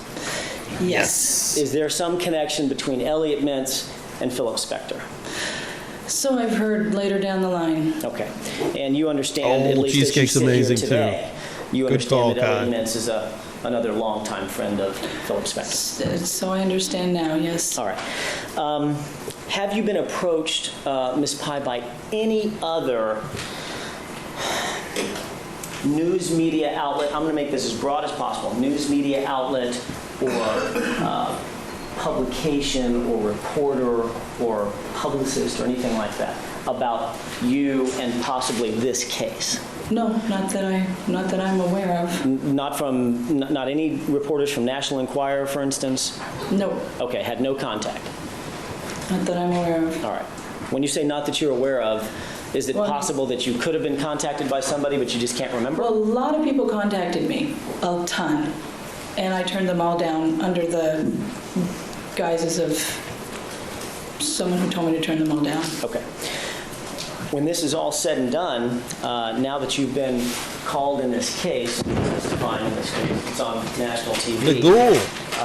Do you intend to follow up on the potential of writing a book about your life and that to include your life with Lana Clarkson? First of all, I wasn't writing it, someone else was, and I haven't really given it a second thought. This has been the hardest 4 years of my life, so I haven't really given it a second thought. Okay, so it's possible, in fact, that once you're done with this or you're part of this, that you'll pursue that. Like I said, I haven't given it a second thought. Okay. As a matter of fact, she wrote a tiny little draft, and that's all I've ever seen. Okay, so I've never written a word. all right, so there is, in fact, a draft manuscript out there floating around, tiny as it may be. Might use or it as the QR code. let's That'll call get it you to the old treatment. website right Tiny as it there. may be, it's out there floating around. No, it's not floating around. When I say Don't out forget there, to I mean pop it's that not in the possession of the writer, it's now in your possession, and you've at least had access to it, correct? Yeah. And you're expected during the course of this writing, this ghostwriting, you're expected to review the manuscript as it's written and, of course, make changes for accuracy and things of that nature, Well, correct? it's not a manuscript. It's that tiny, I don't know what you call that when you're a writer and you do the little thing, the draft. I don't either. You know, it's a little synopsis of what the book would be. Okay, let's call And then it. you try and go get a publisher 2007, or Kathy. something. You know, I don't know much Yeah, about the death of So Lana let's happened in call it a 2003. treatment. Let's agree on that, because I'm not in the publishing business either. Yeah. I don't know it. So let's call it a treatment if it's not a manuscript. Right. In fact, there is a treatment out there that you've had access to, obviously to make changes and flesh out certain factual either inaccuracies or accuracies, and that treatment would subsequently be used to shop around to publicists to see if that could, I'm sorry, I should say publishing houses, to see if that could in fact be published, correct? Yeah, I guess so. And that's the stage that it's in right now, correct? Yeah, it's not really going anywhere, and she hasn't done anything, and neither have I. And of course, when this is all said and done, in other words, when you're off the stand in this case, and you're no longer a witness in this case, that would be a time at which you and this ghostwriter might step forward, if you will, and put it back out there for potential publication. I have no idea what she's doing now, and Your Honor, for the record, I can't guess I foresee should the ask the future. witness to hold on just a second. Okay. That's all right. The answer is in and the objection is overruled. Thank you. All right, you don't know what she's doing right now? No. All right, but obviously you expect to have future contact with her, correct? I guess. Okay.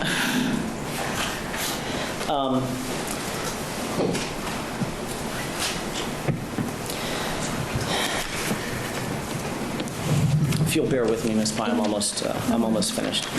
By the way, Then we're gonna have Rosa come up and Not unless I ask. Oh, walk around for Hard a to get while. used to, just isn't it? don't know me well, do you? Participate.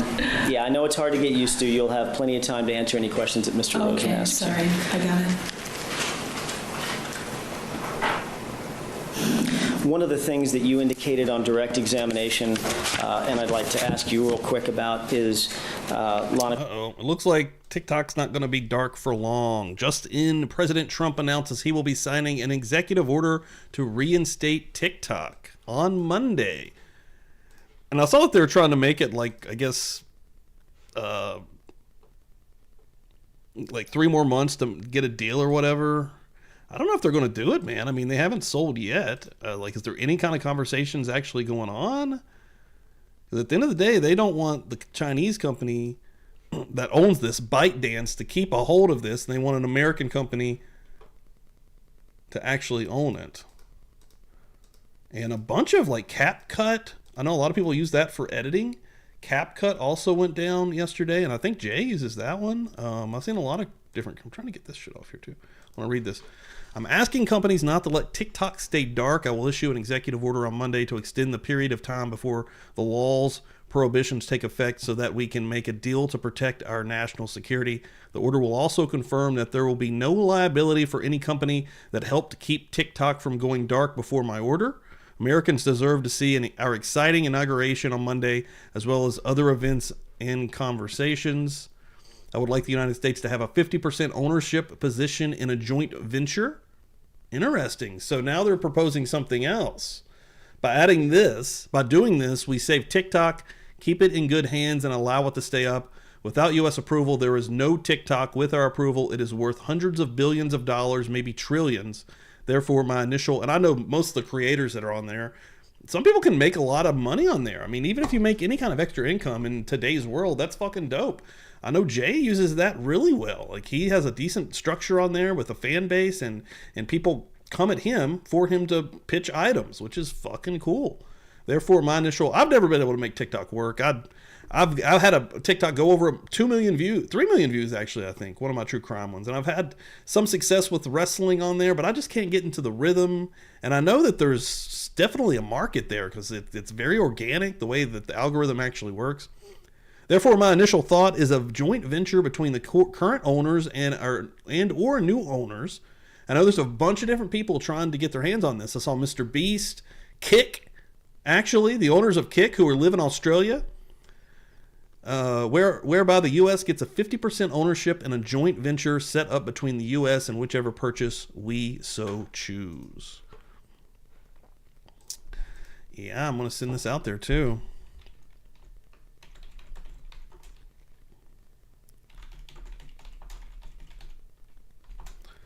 Interesting. For TikTok folk, I don't really. Clarkson's dude, I want habits. TikTok to be around for Mr. folks that use it. Rosen asked you if you had seen her. I didn't like it just going away. I think that's some bullshit. But, you know, I actually see the Chinese stuff too. I think that's fucking not cool. So. Alcoholic beverages, correct? Within 10 years, yes, I would say that's correct. Obviously, I mean, unless you're a teetotaler and just flat don't drink. Right. Most friends are going to see others drink a beer or a glass of wine. You're one of our friends that are in AA now, yes. Okay. And Lana was not one of those people? No. She was never in AA? Nope. Okay, she never had a drinking problem to your knowledge? Nope. Okay. She was what you would consider to be a... Yeah, I definitely don't want to go away from those folks. Festive drinker. Social drinker? Social drinker. Same yes. Oasis. Festive I'm an is my expert. word. All right, that's okay. And you know, I should follow up on that. When you say a festive drinker, it was interesting to hear you comment to Mr. Rosen about how she acted when she consumed alcohol. You said that she was very vibrant. Yeah, that went down as well. I guess they'll come. Well, yes? they'll have to make a deal or something. Well, if they do, it'll You probably be part certainly of didn't it. describe her as a sloppy drunk. No. All right. As a matter of fact, you indicated that I think Mr. Rosen asked you specifically if you had ever seen her take any of her pain medication for her wrists, for instance, and at the same time either drink wine or some other alcohol or whatever it was that she was drinking, correct? Yes. And the words that you used, Ms. Pye, were when she did drink alcohol and she took pain medication, you're not sure which, but she became much more gregarious, much more demonstrative, much more happy, correct? Yes, sometimes happy, but sometimes very demonstrative. Okay. Those were your words. Gregarious, demonstrative, happy, correct? Mm-hmm. Is that yes? Yes. Okay. In fact, you talked about her strength as well, that she was a taller woman, a statuesque woman, correct? Yes. And although she was statuesque, you didn't consider her to be overtly Statuesque. powerful. He has a way with physically, words, old correct? Ajax, doesn't he? Powerful in her own right. She considered herself powerful, but Talking about physically. In other yeah, words, she's not not a bodybuilder. That's my question. She's Right. not out there Not a bodybuilder. curling 50-pound weights or No. dumbbells. Okay. She was a feminine person. A girly girl. Yeah. All right. In fact, she had very tiny, slender little wrists, didn't she? Yes. And that was the subject of her fall back in 2001, December 2001. We've heard so much about. She shattered both wrists. Is that right? Yes. Okay. So obviously, after 2001, Lana, the girly girl, was very tender where those wrists were concerned. Correct? See somebody in the chat say that it's in Singapore. I don't think that's true. It's owned by a company called ByteDance. And ByteDance is a company that is in Beijing, China.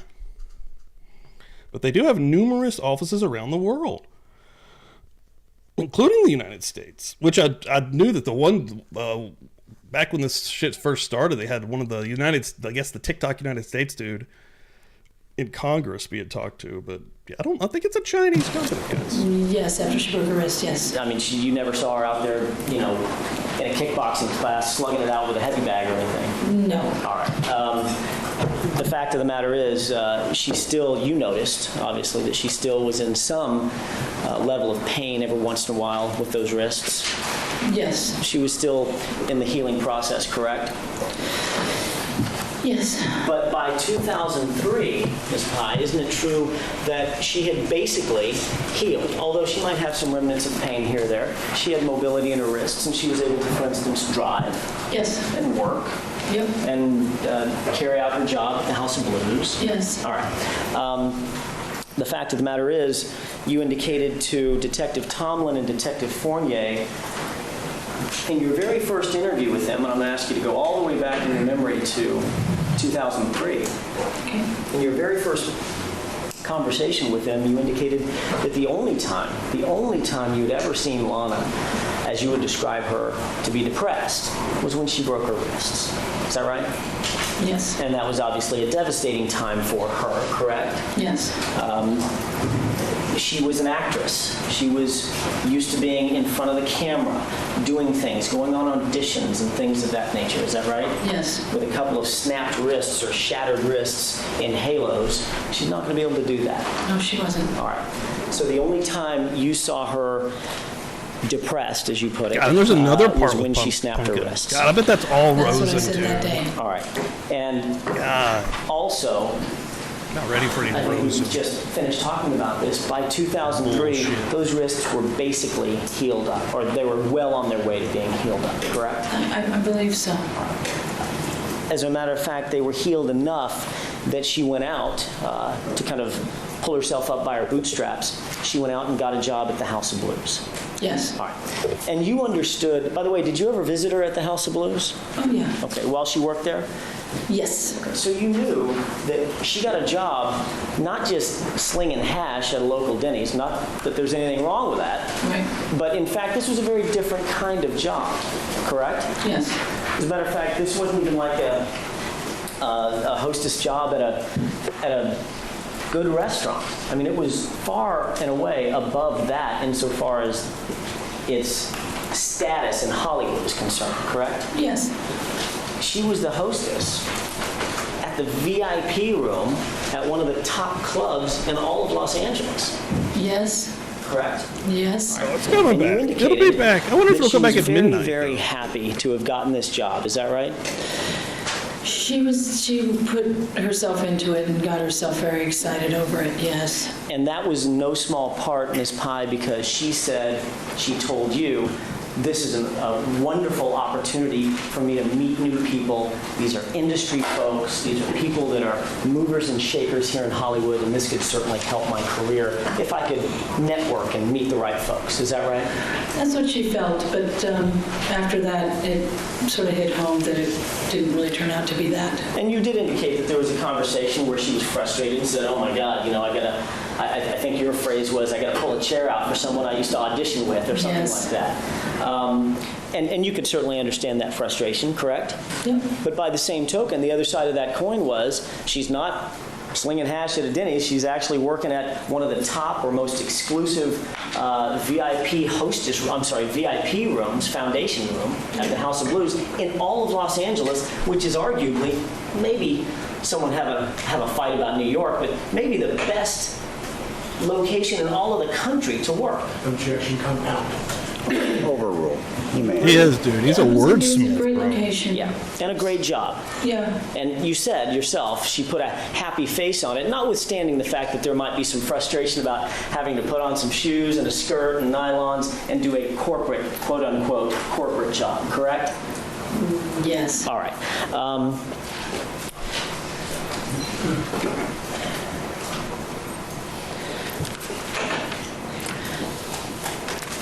As a matter of fact, during your conversation with Mr. Rosen earlier this morning, one of the things that you said was sort of a hallmark of Lana Clarkson was, I think I got your quote right, she always could put on a happy face. Yes, in the public, yeah. All right.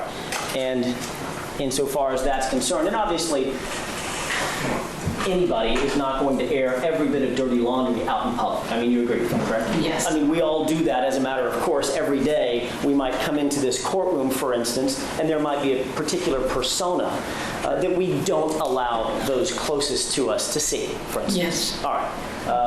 If you got a flat tire on the way to the courthouse this morning, you might be really frustrated, and you might be angry, and you might cuss a little bit and kick the tire. But then when you walk into a courtroom or you walk into a business environment, you put on a little bit better air, a little more professional air, and you don't necessarily show everybody every single mood, correct? Yes, and she was very professional. All right. So what you're suggesting by your comments, I assume, is that Lana, although she might be frustrated by the industry, correct?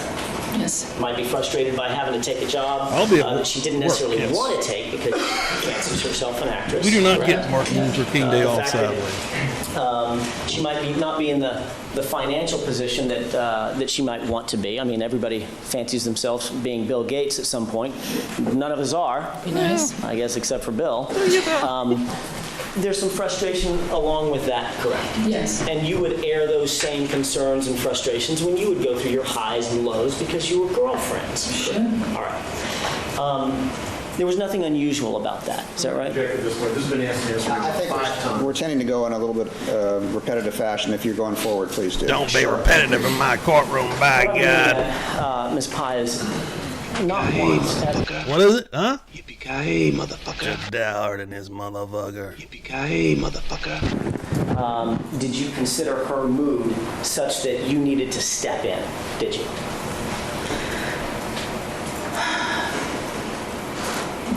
The day that I got the phone call, I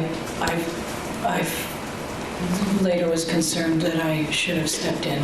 Did you do anything? I calmed her down, and I told her that everyone that walks in the door at the House of Blues could be a new prospect for her life, or a new husband. A husband could walk in the door, and I calmed her down, and we talked through it, and it was very frightening.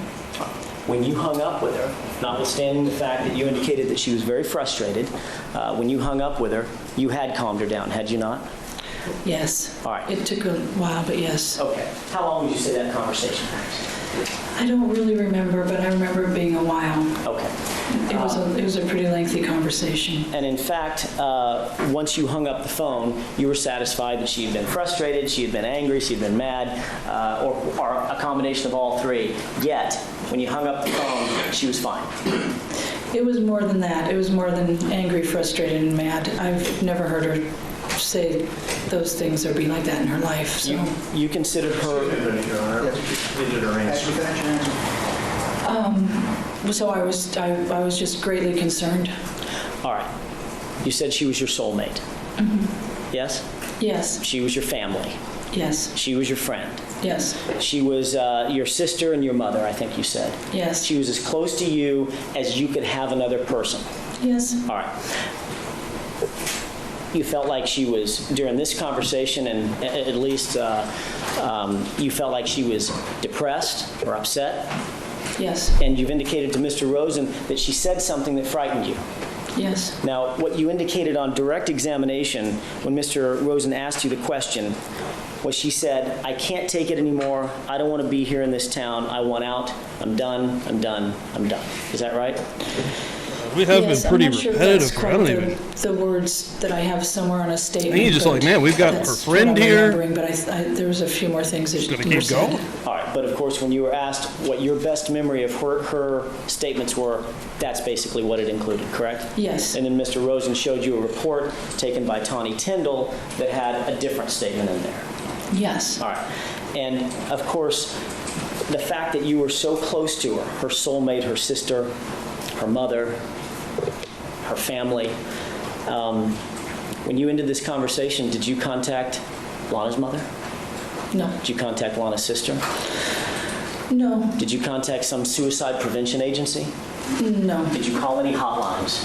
No. Did you get in your car, Ms. Pye, and drive over to Lana's house and pick her up and take her to a doctor so she could seek counseling or anything like that? No, because at the end of the conversation, she had stopped crying. I had calmed her down. I tried to give her hope about the future. And she calmed down and was okay by the end of our conversation. And then, of course, we talked and talked after that as well. All right. And in every one of those subsequent conversations, Ms. Pye, it's safe to assume, based on your testimony here, that she was fine. That she was obviously in a down spot versus an up spot, but she wasn't saying anything that frightened or bothered Right, you. because what I got out of the conversation is it wasn't imminent right that second. She wasn't saying to me right that second, this is the end of the line right now. What she was saying to me is, that's how she's feeling. All right. And of course, when So right then and there wasn't the imminent, like there wasn't something in her hand or, you know what I'm saying, a bottle of pills or, there was nothing. And of course, in your subsequent conversations with her, there was nothing of that nature. There was just about a couple more conversations before that weekend. Right. And there was nothing of that nature in any of those conversations. Right. Correct. And you were contacted just days later, correct, by officers Fournier and Tomlin, correct? Actually, by Kim Gregory. Well, I'm talking about Tomlin and Fournier. Okay. They contacted you just days later after that phone conversation on the day that Lana Clarkson died, correct? Yes, correct. And they asked you the specific question that Mr. Rosen asked you. They asked you the specific questions that I'm asking you. And to them, you told the detectives, the homicide detectives, there was nothing suicidal about Lana Clarkson. You told the detectives there was nothing depressive about her, with the exception of a year ago when she fell and broke her wrists, correct? Yes, and that's because someone told me that I couldn't say those things to them without a lawyer. And in fact, your change in testimony here today, your change in testimony would have nothing to do with your connection to Philip Spector through the Backstage Cafe, would it? Can I make something perfectly clear? I'd just like it if you'd answer that. Sorry.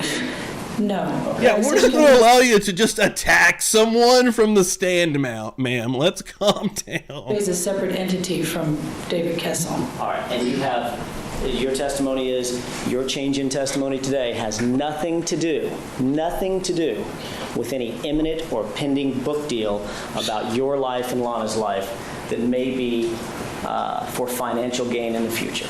Nothing to do with that, correct? Nothing. Thank you. You're kidding, I'm right? not looking forward to this cold coming my way, guys. Anything further? We direct. My weather app says extreme cold. Oh my god, dude. Yeah, it's supposed to feel like negative like 20 or something. I'm not even making that up. Like, Sorry. yeah, Pumpkin. Oh god, I'm Rosen. Son of a bitch. Rosen, you bastard, is going to come up here. Son of a bitch! And bullshit for so long.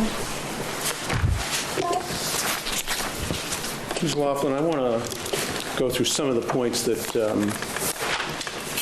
Mr. Jackson covered here this morning and this afternoon. The one I want to start with first is... Can I make something perfectly this clear? interview that took no, place ma'am, you can't. on This is a January court of law. 17th, Oh, sorry about Backstage that. Cafe. You got a little crazy there. Remember that with Ms. Tyndall? I don't really remember an interview backstage We have cafe 30 on the minutes with this 17th. I son know of a she bitch. came there Okay, remember she came there, she sat down with you, she talked with you? at Put the the table. dukes up. Yes. Put the dukes Okay. up. And do you recall making a statement to her about what Oh, Lana Lord. told you about the police asking you if Lana would have committed suicide at Phil Spector's Oh, my house? Remember God, Mr. Jackson asked you about that? Texas is supposed to get All snow. right, let me ask it Cold this as way. fuck then. there. Do you remember telling Miss Tyndall something about Jesus the police fuck, dude. asking if Miss No. Clarkson would have committed suicide at Phil Spector's house? There we go. It's Sustained. Hold on. All right, before we go to a new poll, let's look at the last poll. I'm going to end it after 32 minutes. Which pie do you like best? Pumpkin, apple, pecan, French silk. French silk didn't even have a chance in this. The winner, apple pie at 36%. And I did say if pumpkin won, we would retire Publicly Buzzed, and thank God that did not happen. But pecan was coming in just second at 32. New poll about Rosen coming right up. May we approach on this? You may.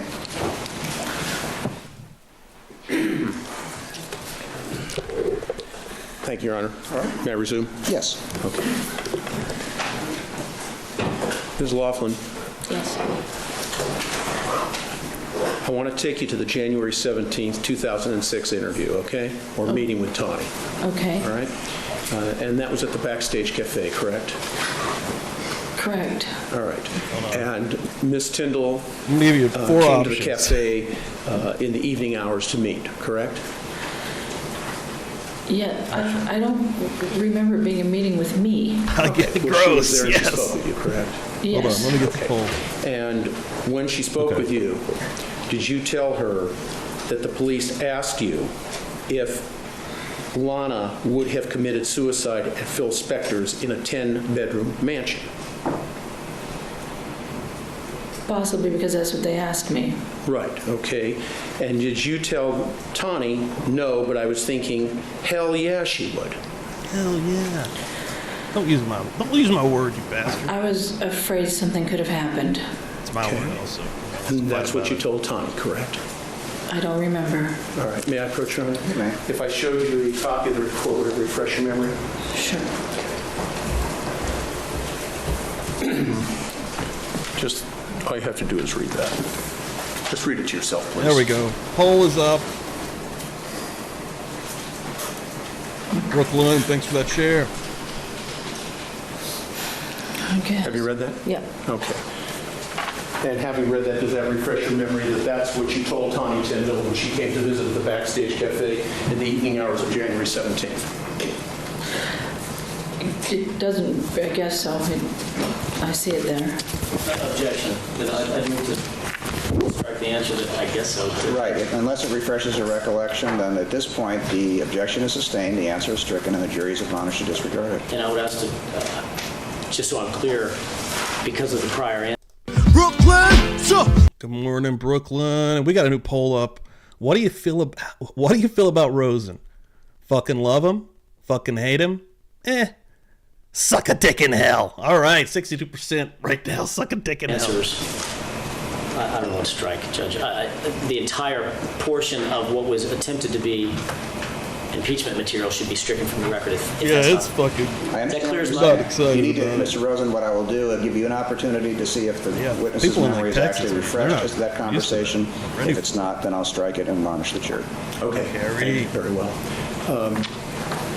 Ms. Laughlin,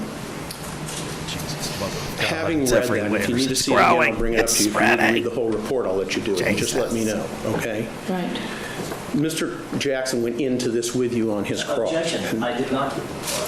Objection to the form of the question and the editorializing, and it assumes facts not evidence. Well, I don't think there's a whole lot of editorializing. Just go ahead and read or ask your question. Let's put it that way. Very well. Do you need to, would you like to see this again to see if it will refresh your memory? No, I just don't remember that evening per se. Okay. Do you remember saying these words to Tawny? I know you don't remember the evening that well, but do you remember saying the words that I read to you to Tawny that particular evening? No, I don't. Okay. Oh, shit. Amber coming through here with $3. Thank you, Amber, so much. I appreciate that. Let's go. Let's go. Give you a little more love real quick. Hold on. Give her her own love. Hold on. Amber is the color of your energy. Whoa. Let's see where we're at right now. We've had a pretty good morning here. Everybody's coming through, showing some love. Love to see it. Huh? Let's see. 1, 2, 3, 4, 5, 6, 7. We are 5 away from a spin of a t-shirt. Yes, t-shirt this morning. The possibility. Have a bunch of really cool shirts on the old site. Amber, thank you so much. I appreciate that. Boom. Coming through. Murder Church. Representing the Buzz Nation. Not messing around. That's what I like to see. Thank y'all so much. All right, then everything Keep rolling here this redirect morning. from the time that we came back from the bench, when Mr. Rosen has asked this witness to refresh her recollection, since she's now indicated her recollection is not refreshed, you are to disregard the questions, you are to disregard the answers, they are stricken, and you're admonished not to consider them in any way. You may proceed. Thank you. All right. Ms. Laughlin, when Mr. Jackson started his cross-examination of you, he asked you whether or not you knew Lana to be able to put on a happy face, a game face. You remember that? Yes. You said yes, correct? Yes. Also, he asked you if Ms. Clarkson suggested to you that she had a glorious view of the future, and you said yes, remember? Yes. And he also asked you whether or not she could bring you up when you were down. Yes. She would light up a room when she would come in, correct? Yes. Did you know her sometimes to behave that way when she was covering up hurt feelings, depression, sadness? Objection. This calls for rank speculation. Yeah, that's too much, bro. It may or may not, given what the witness has testified to is the extent of the relationship. I'll allow her to answer that. Overruled. Repeat the question one more time, please. Sure. I know y'all have seen that photo of, probably, maybe not. I mean, my thing's a lot more political than anyone else's probably, but the photo of Obama and his wife like holding hands across the dinner table. I've just seen all kinds of rumors of them like breaking up or something. I don't think that's true. People are insane, like, oh, this is bullshit. But check this out. This is actual fucking madness. This is going to trip you the fuck out. It just tripped me the fuck out. AI is too fucking much. Hold on, let me get these names off here. Dude, yesterday, Cassie showed me something, and normally I can tell. Normally I'm like, oh, it's AI or it's not AI. And she's like, do you think that's AI? And I was like, no, I think that one's real. And it was fucking AI, dude. All right, this is a little trippy. What the fuck? It's so smooth. It's so fucking smooth, dude. Like, that's crazy. What That's I was one of the asking best ones is I've did seen. you know her to behave this way sometimes when she was covering up pain, hurt, That's insane. sadness, depression? Yes, she Go ahead. prided herself because she could, she was an actress and she always put on the happy face. That was her hat. I wonder how people do that shit. What When you app spoke they're in. with It's her- got to be something. At the party. More than where I she got. was, The I AI think I your have term was access she to was is not that fucking disrespected good. by Michael Bay. Yes. And she Me was too, crying for a her second. I was eyes like, out. Was she putting on whoa. a happy face? Not for that time being, no. Was she discussing a glorious view of the future with you? No. Was she Yeah. lighting up the room at that moment? Yeah, it was Not Michelle right at that Obama. moment. Okay. Was it you or she that was depressed by Mr. No, they're Bay's terrible response? things. She So that's was. how you do tell. So she didn't have to Sure. bring you up, correct? You know what? I was No. distracted by what was happening, right? I wasn't even looking at the hands. So, like, Brooklyn was on it. I had to bring her up. And within 3 or 4 days of Lana's passing, Dude. February 3rd of We're 03, in some creepy you times, told us y'all, about a for phone real. conversation you had with her, correct? Yes. And in that phone conversation, you told us that you were very concerned. You noticed a Yo, different strict- Lana, correct? Objection. This is all leading. It's foundation, Your Honor. Well, it may be I wish I acted in a couldn't. non-leading fashion. Very Let's go well. clean shit, shovel shit. When you had this conversation with her on the done. phone, was she putting on a happy face? It did melt No. pretty good yesterday, but Was here she we are, lighting up your right room? back into No. it. Was she discussing a glorious Still view got of the fucking future? ice with you? pockets everywhere. It was not a happy conversation. It wasn't a happy conversation. Chip likes It to was eat the the saddest ice. one I've ever had. Chunks of it. This bastard. This fucking At prick. that time, Comatose stout right here, just drugged up. Whatever the fuck they're giving him. Tell me they're giving him something in here. Ugh. Also, hold on. Let me get these back. Boom. Boom. Boom. Boom. I always try to take those off when I do anything else just in case I want to use it. I'm probably going to use that for anything, but still. You've used a number of adjectives to describe Lana, and I think you said she was sad, she was depressed, she was like you hadn't spoken before. I know, Did you dude. notice any type of fragility? I don't know how I feel about it. Like, I think it's impressive and awesome, but also, like... How? Explain to us. Just extremely fragile in some of the habits she was, there were some of the things she was displaying that she was doing towards that time. She was just fragile. It was just... I'm sorry to interrupt. I'm going to object to this, Your Honor. This has no foundation. This is a psychological issue. I don't believe so. I believe people that know each other well enough can comment on how people appear to be. I'm going to allow her. It's an opinion. It's a lay opinion, and the jury will be instructed on that at a later time. You may proceed. Thank you, Your Honor. I don't know that you had finished your answer. If not, would you finish it, please? Excuse me. Yes, she just seemed definitely fragile, more than I've ever witnessed with her. Over the 10 years you knew her? Yeah. Okay. Let's talk about this interview with the Los Angeles County Sheriff's Officer, Detective Tomlin, okay? Okay. Just a couple preliminary questions. As I understand it, you were at home Yes. at your residence in Redondo Beach, correct? Yes. And as I understand it, this occurred within a few hours into the evening after you had received the news, correct? Yes. I know this question begs for a very lengthy answer. I'm going to ask you, please, if you could, to just give us a tight answer. What was your state of mind when he showed up? Oh, I was in horror and distraught, and I mean, I fell down in Whole Foods and they had to carry me home. So I was so sad. You didn't know that Detective Tomlin was coming, as I understand it. Is that correct? I'm just scrolling through some X over here on the side. This is one of the funniest things I've seen here lately. So I think this was during COVID when, you know, all the stars were also locked up and they were like doing all those things online trying to, you know, make sure they stayed relevant. And this must have been one of those things, you know, well, we are together, whatever the fuck. Trying to keep, you know, everyone's spirits up. But so this is a bunch of different stars, but Usher is in this one. You know, it's like squares of everyone singing together. I don't know what this aired on. But clearly Usher thought that he was going to be edited to be in the middle. So the way he's acting, dude, this is hilarious. I'm not going to play whatever song they're playing for copyright reasons, but this is fucking hilarious, dude. Oh, man. Hold on. I got to fix this a little bit. Hold on. Actually, let me just take fills off. Let me take the fills off real quick. If Joe's watching this, Joe's probably freaking out back there. He's like, this son of a bitch. What is he doing? He's going crazy today. New to the stream last week, Joe. Hold on. This is hilarious. Watch Usher. Here's Usher. God damn it.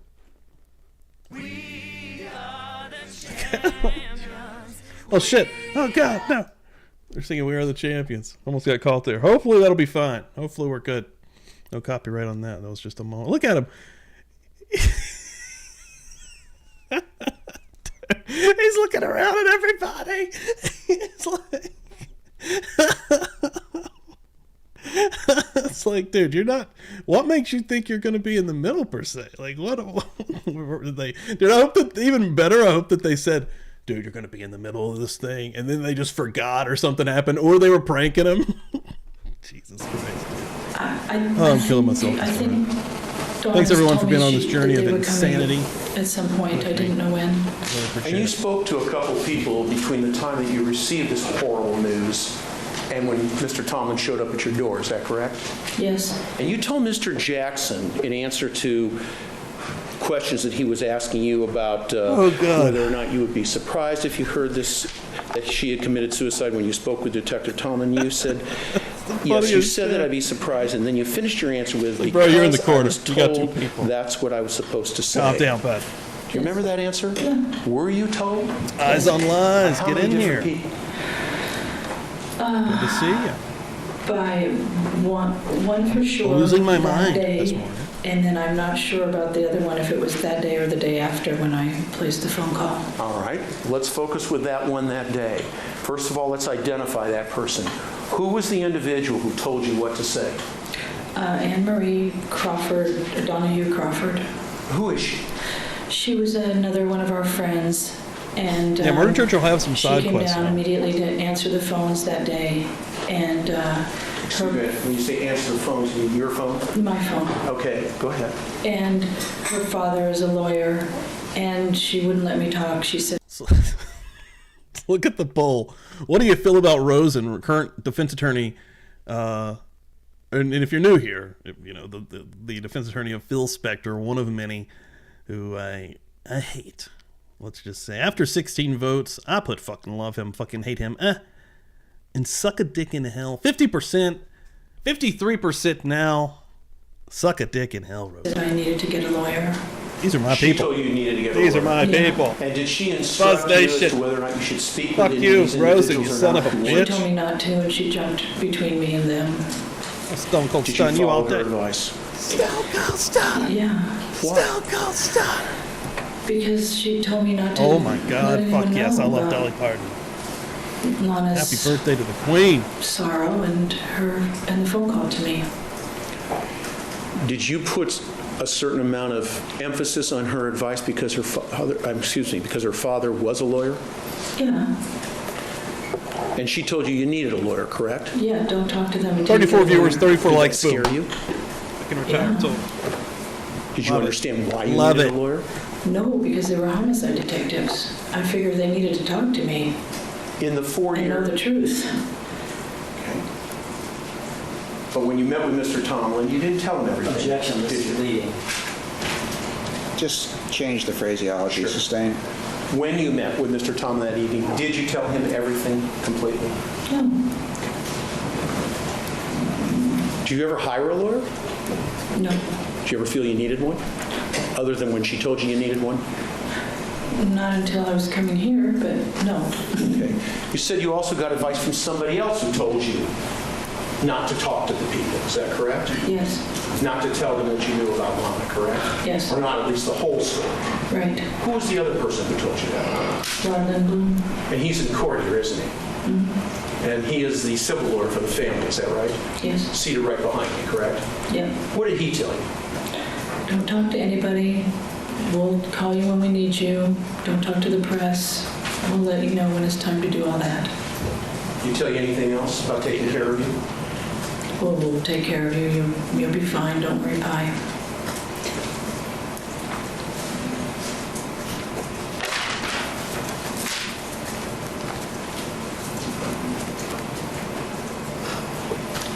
I want to turn your attention to a different area now, please.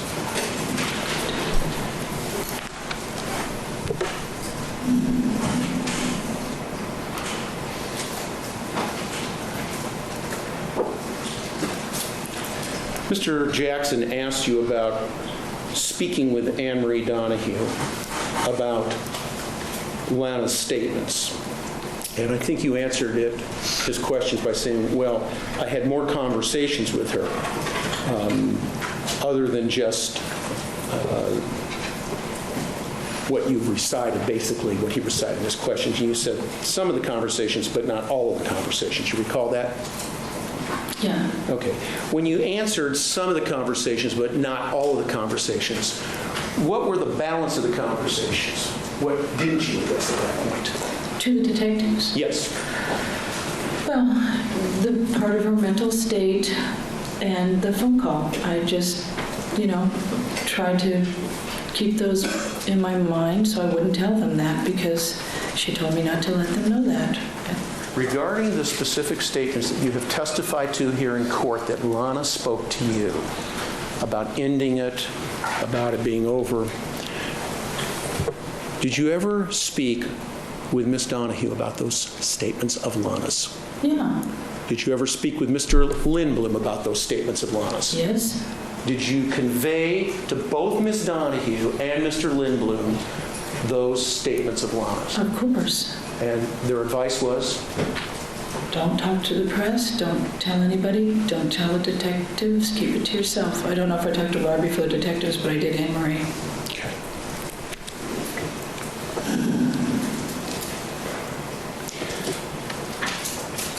As I understand it, you attended both the funeral service and the memorial service, correct? Of course. And we saw the dates on your calendar here earlier Yeah. this morning, correct? Yeah.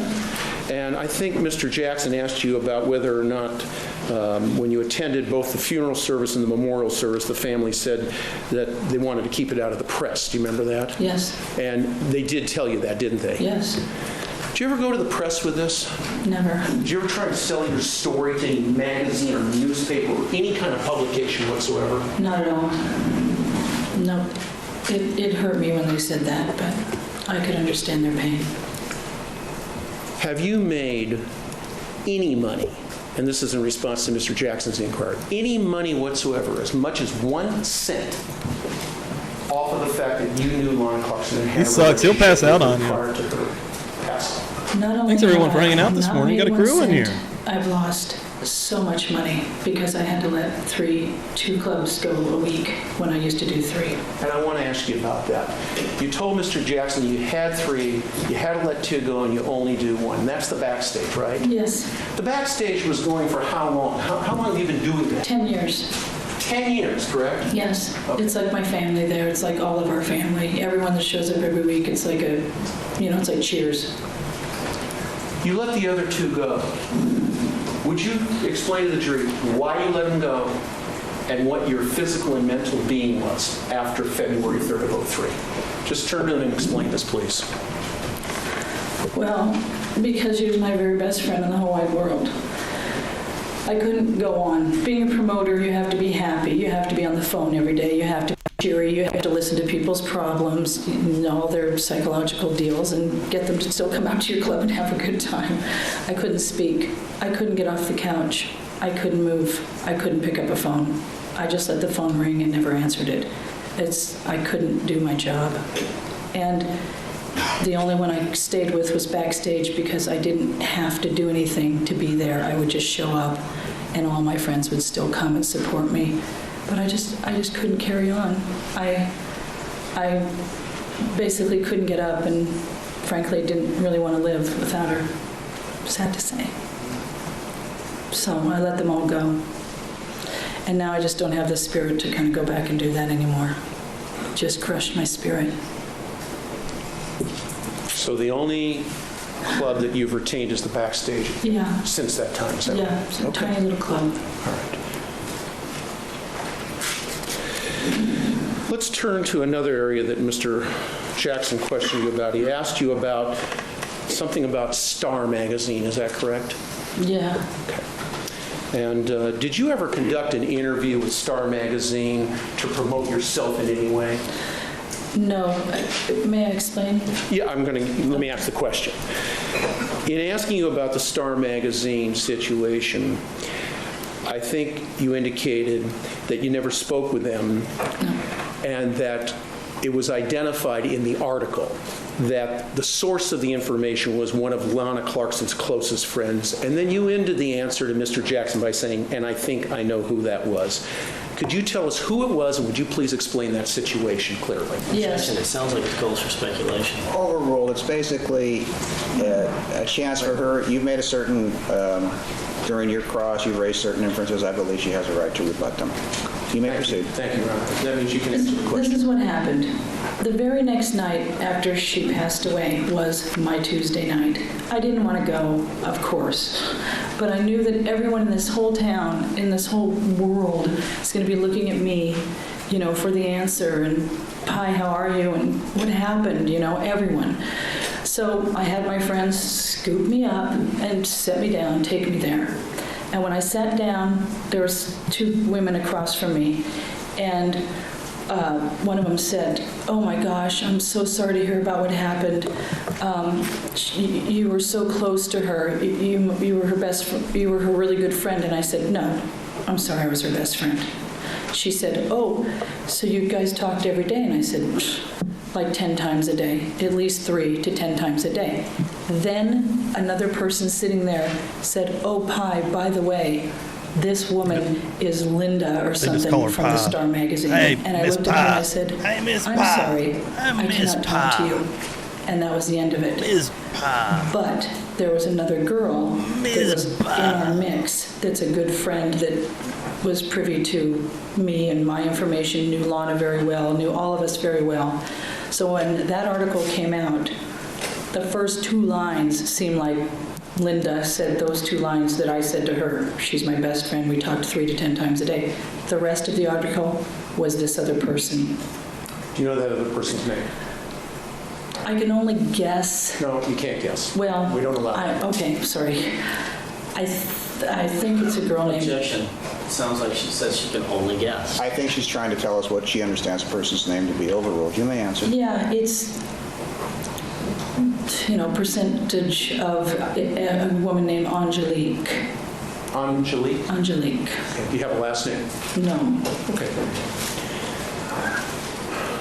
And may I finish one more thing too? In If you're our finishing your answer, yes. Yes, in our circle, there are a lot of people that are there a lot of the time, so it could be her, it could have been someone else, but it certainly was not me.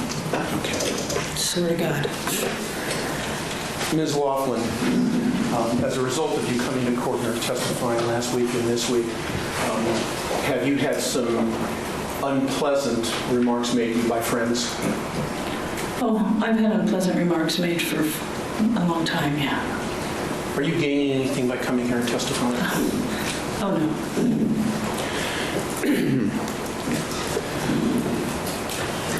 Now, Mr. Jackson asked you about your memory and your memories of certain things. And you made the statement, I remember pretty much everything, may I explain? And Mr. Jackson went on. I want to go back to that for a moment and give you that opportunity to explain. Do you remember that portion of his cross-examination where he was asking you about your ability to remember things?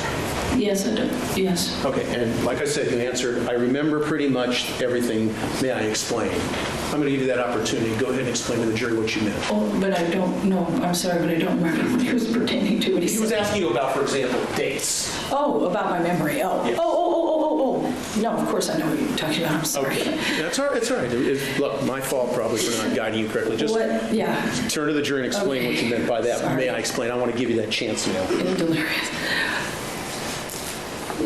When Jennifer Hayes said the other day that Pi doesn't have a memory, Lana was her memory. Lana, if you knew Lana, she's an Aries. Aries, if any of you out there are Aries, they're right about everything. So the one thing you do is you don't question an Aries because you're going to be wrong. So our joke always was Lana was my memory because if I remembered it, I'd remember it wrong and she'd remember it right. So that's why it's not that I don't have a memory. I just sort of gave up and let her be the memory of all of our. We did so many things together. We went so many places together. She was the one who could, remember it accurately because if I remembered it, it wouldn't really be accurate. So, well, in her eyes.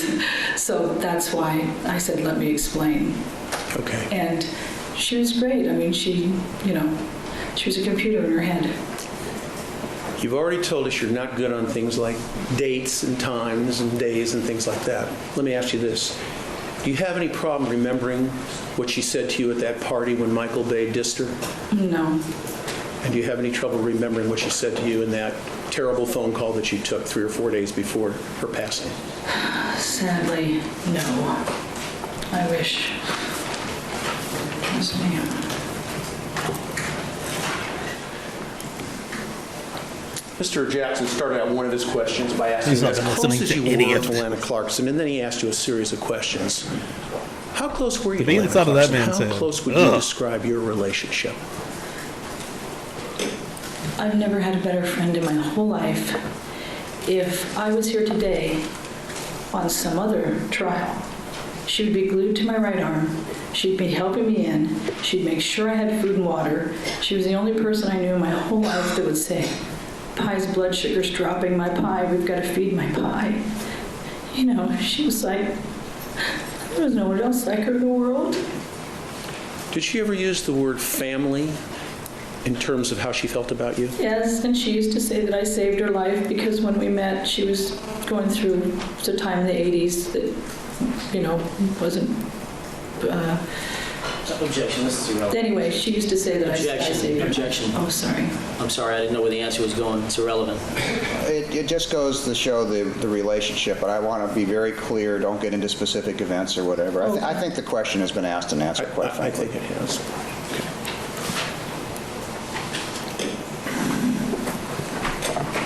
Billy! Philly Phil. I want to now shift Go. to another area. My name's Phil Spector, and I come to see into my life, into the minds you see. I'm coming down. I'm the ghoul. When I'm in the house right here, I'm a fool. You see me who? Where am I? Alan Jackson taking me down right now, bitch. Huh? I'm the ghoul, Alan Jackson. He's coming for the full Phil Spector. Huh? What? Mr. Jackson covered, okay? Yes. You told Mr. Jackson in one of his questions that you did not contact the defense until after the law enforcement officers had come back to your house. Do you recall that? Yes. Did you actually contact the defense, or did they contact you? No, they contacted me. Okay. And I want to get the chronology of this correct, okay? The first persons you spoke with, the very first persons you spoke with, were not people from the defense team, is that correct? Correct. The first person you spoke with was Mr. Tom, the Los Angeles County Sheriff's deputy, who was one of the 2 case agents on this case, correct? Correct. And you knew that he did not work for the defense team, he worked for the prosecution. Yes. All right. And you first spoke with him, as I understand it, February 3rd, 2003, at about 9 o'clock at night, correct? I'm going to Yes. leading. I think that just the time of the night is purely foundational. I'll allow that one. Thank you. Then, as I understand it, you then had a period of time that went by and you didn't speak with anybody from law enforcement or the defense, correct? I'm sorry, counsel is leading. The way, where he's going, I don't think there's really any other way to do it. It has to be sort of slightly leading. Plus, it's been testified to numerous times. Correct, except part of the problem is her memory. I understand And when that. he's feeding the question to her, it doesn't test her memory. Right now, I'm listening to the questions that are asked. I do agree they are slightly leading. I also agree that they are foundational at this point. If it gets into what I think is a memory issue, then I'll sustain your objection. Sure. Right now, it's Thank you, overruled. Judge. You may proceed. Thank you, Your Honor. Fair judge. He's the best. God, he's great. Remember the question, or should I rephrase it? No, go ahead. Okay. The next time you spoke with somebody Excuse me. I was about to from make a either joke. side of this lawsuit was in December, specifically December 6th of 05, and that's when you spoke with Brian Bennett, correct? Yes. And you knew Mr. Bennett to be a DA investigator, correct? Yes. And the next time you spoke with somebody was when you spoke with Miss Tyndall, the defense investigator, correct? Correct. And that was three and a half weeks later, right? Yes. You didn't call anybody from the defense team between the date of December 6th, when you spoke with Mr. Bennett, December 6th, 05, and December 28th of 05, when you met with Ms. Tyndall, correct? Correct. You didn't reach out to us at all, did we? Oh, no. Ms. Tyndall just showed up, correct? Yes, I turned her away. 7 on a wheel right now, Pokemon. Make sure I'm not missing anything. Yeah, 7 on a wheel, 5 away from a spin. Oh, you turned her away? A t-shirt First time, on yeah. this one. Yeah. So you Get didn't on the speak? physical wheel. No, I didn't want to speak ever to anybody regarding any of this. She identified herself, didn't she? Yeah. She told you she was the defense investigator, Yeah. and you sent her packing, correct? Yeah. And then she came back a second time. Yep. I don't know why I get That's so when you annoyed met with with TikTok. Oh, she like, called. You know, 'cause I know called it's and good got for in, said, okay, growing I need your to, brand. Yeah, I'll talk to you. Okay. I don't like Facebook either. Facebook is nice to talk. So in And terms of Instagram, sequence like a of when you fucking- spoke with I don't people, know. you spoke with her third, not first or second, correct? Yes, correct. No, the wrestle plunge. And now I want to ask you a Facebook is- question. Well, When you coming spoke up on with 10K Mr. Bennett out there. on, I can monetize that son of a bitch. actually, excuse me, I misspoke. I keep saying December 6th, 05. That's the date of the report. When you spoke with Mr. Bennett, you spoke with him on November 16th of 05, correct? No, he came to my house. Okay. Well, Would it be fair to say you don't recall specific dates when you were interviewed? Would it be fair to say that you don't know what the hell you're talking I about? remember dates when I was interviewed. Okay? okay, that's fine. But you do remember the interview at your house Yeah, with Mr. of course, yeah. And you knew he was from the DA's office? Yes, You knew he wasn't there on behalf of Mr. Spector, correct? correct. Okay, and do you recall telling him No, the he's following? going out. Look, one eye's down, One eye's gone. This eye's looking somewheres across the room. My God, Phil, get it together, boss. Get it together. Regarding the incident where she was being ignored by Michael Bay, Clarkson expressed this to Laughlin. Objection, this is improper impeachment. First of all, it's beyond the scope of cross-examination, this particular question, and quoting would be hearsay. It's her words. It's still hearsay. It still can be here. The bottom line is you're going to have to come to the bench and tell me what you plan to do. We're going to hold that in abeyance for a moment, okay? And I'm going to shift to another area. Okay. All right? Mr. Jackson asked you some questions about David and Daniel Kessel. You remember those questions? Yes. All right. And I was regarding whether or not he was Mr. David Kessel, an investor at one of the clubs, the Backstage Club, and what that was all about, that relationship. You recall? Yes. Let me ask you this. You've been doing the Backstage, I think you told us, for 10 years, correct? Correct. Long before any of this happened, right? Oh, yes. Did you know Mr. Spector before February 3, 1903? No. 2003? No. And do you know him today? No. Have you ever met the man? No. Never spoken to him, have you? No. Has he ever promised you anything I financially? remember Pumpkin on Flavor Love, and I did watch Flavor Has Love. Mr. Kessel ever said to you anything along the lines of, gee, thanks for everything, Pi, I'm going to give you some money because of this? No. Do you even know what the I do remember relationship Pumpkin. is between Mr. Spector and Mr. Kessel, either David or Pumpkin. Daniel today? Just pretty much what I read in the Dude, those shows article. rule. Those would maybe be fun to watch Okay. on Kick. And are you getting any favors or any benefits through Those the are like the Backstage last era Cafe of reality because of TV I whatever the watched relationship on is VH1. between the Kessels and Mr. Spector? No. And can I say one thing about the Backstage? Yes. Well, it's owned by the Copeland brothers, Miles Stewart and Ian Copeland, the drummer of the Police, and the other two brothers that are in management. There's about 10 different investors, and I never even knew David was an investor. I thought he was our internet guy. That's what we used to talk about, how we were going to get the website running. And that's where I was going to go next. Oh. I was going to ask you, when did you find out he was an investor? I guess with that article that he was, I guess. I still don't really know if he's an investor, to tell you the truth. And did that article come out before or after February 3rd of 03? After February 3rd. Okay, that's what I wanted to clear up.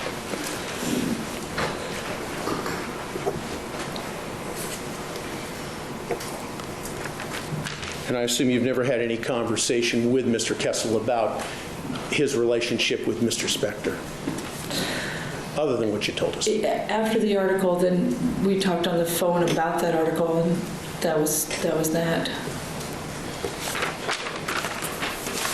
All right, I want to turn to another area now, if I may.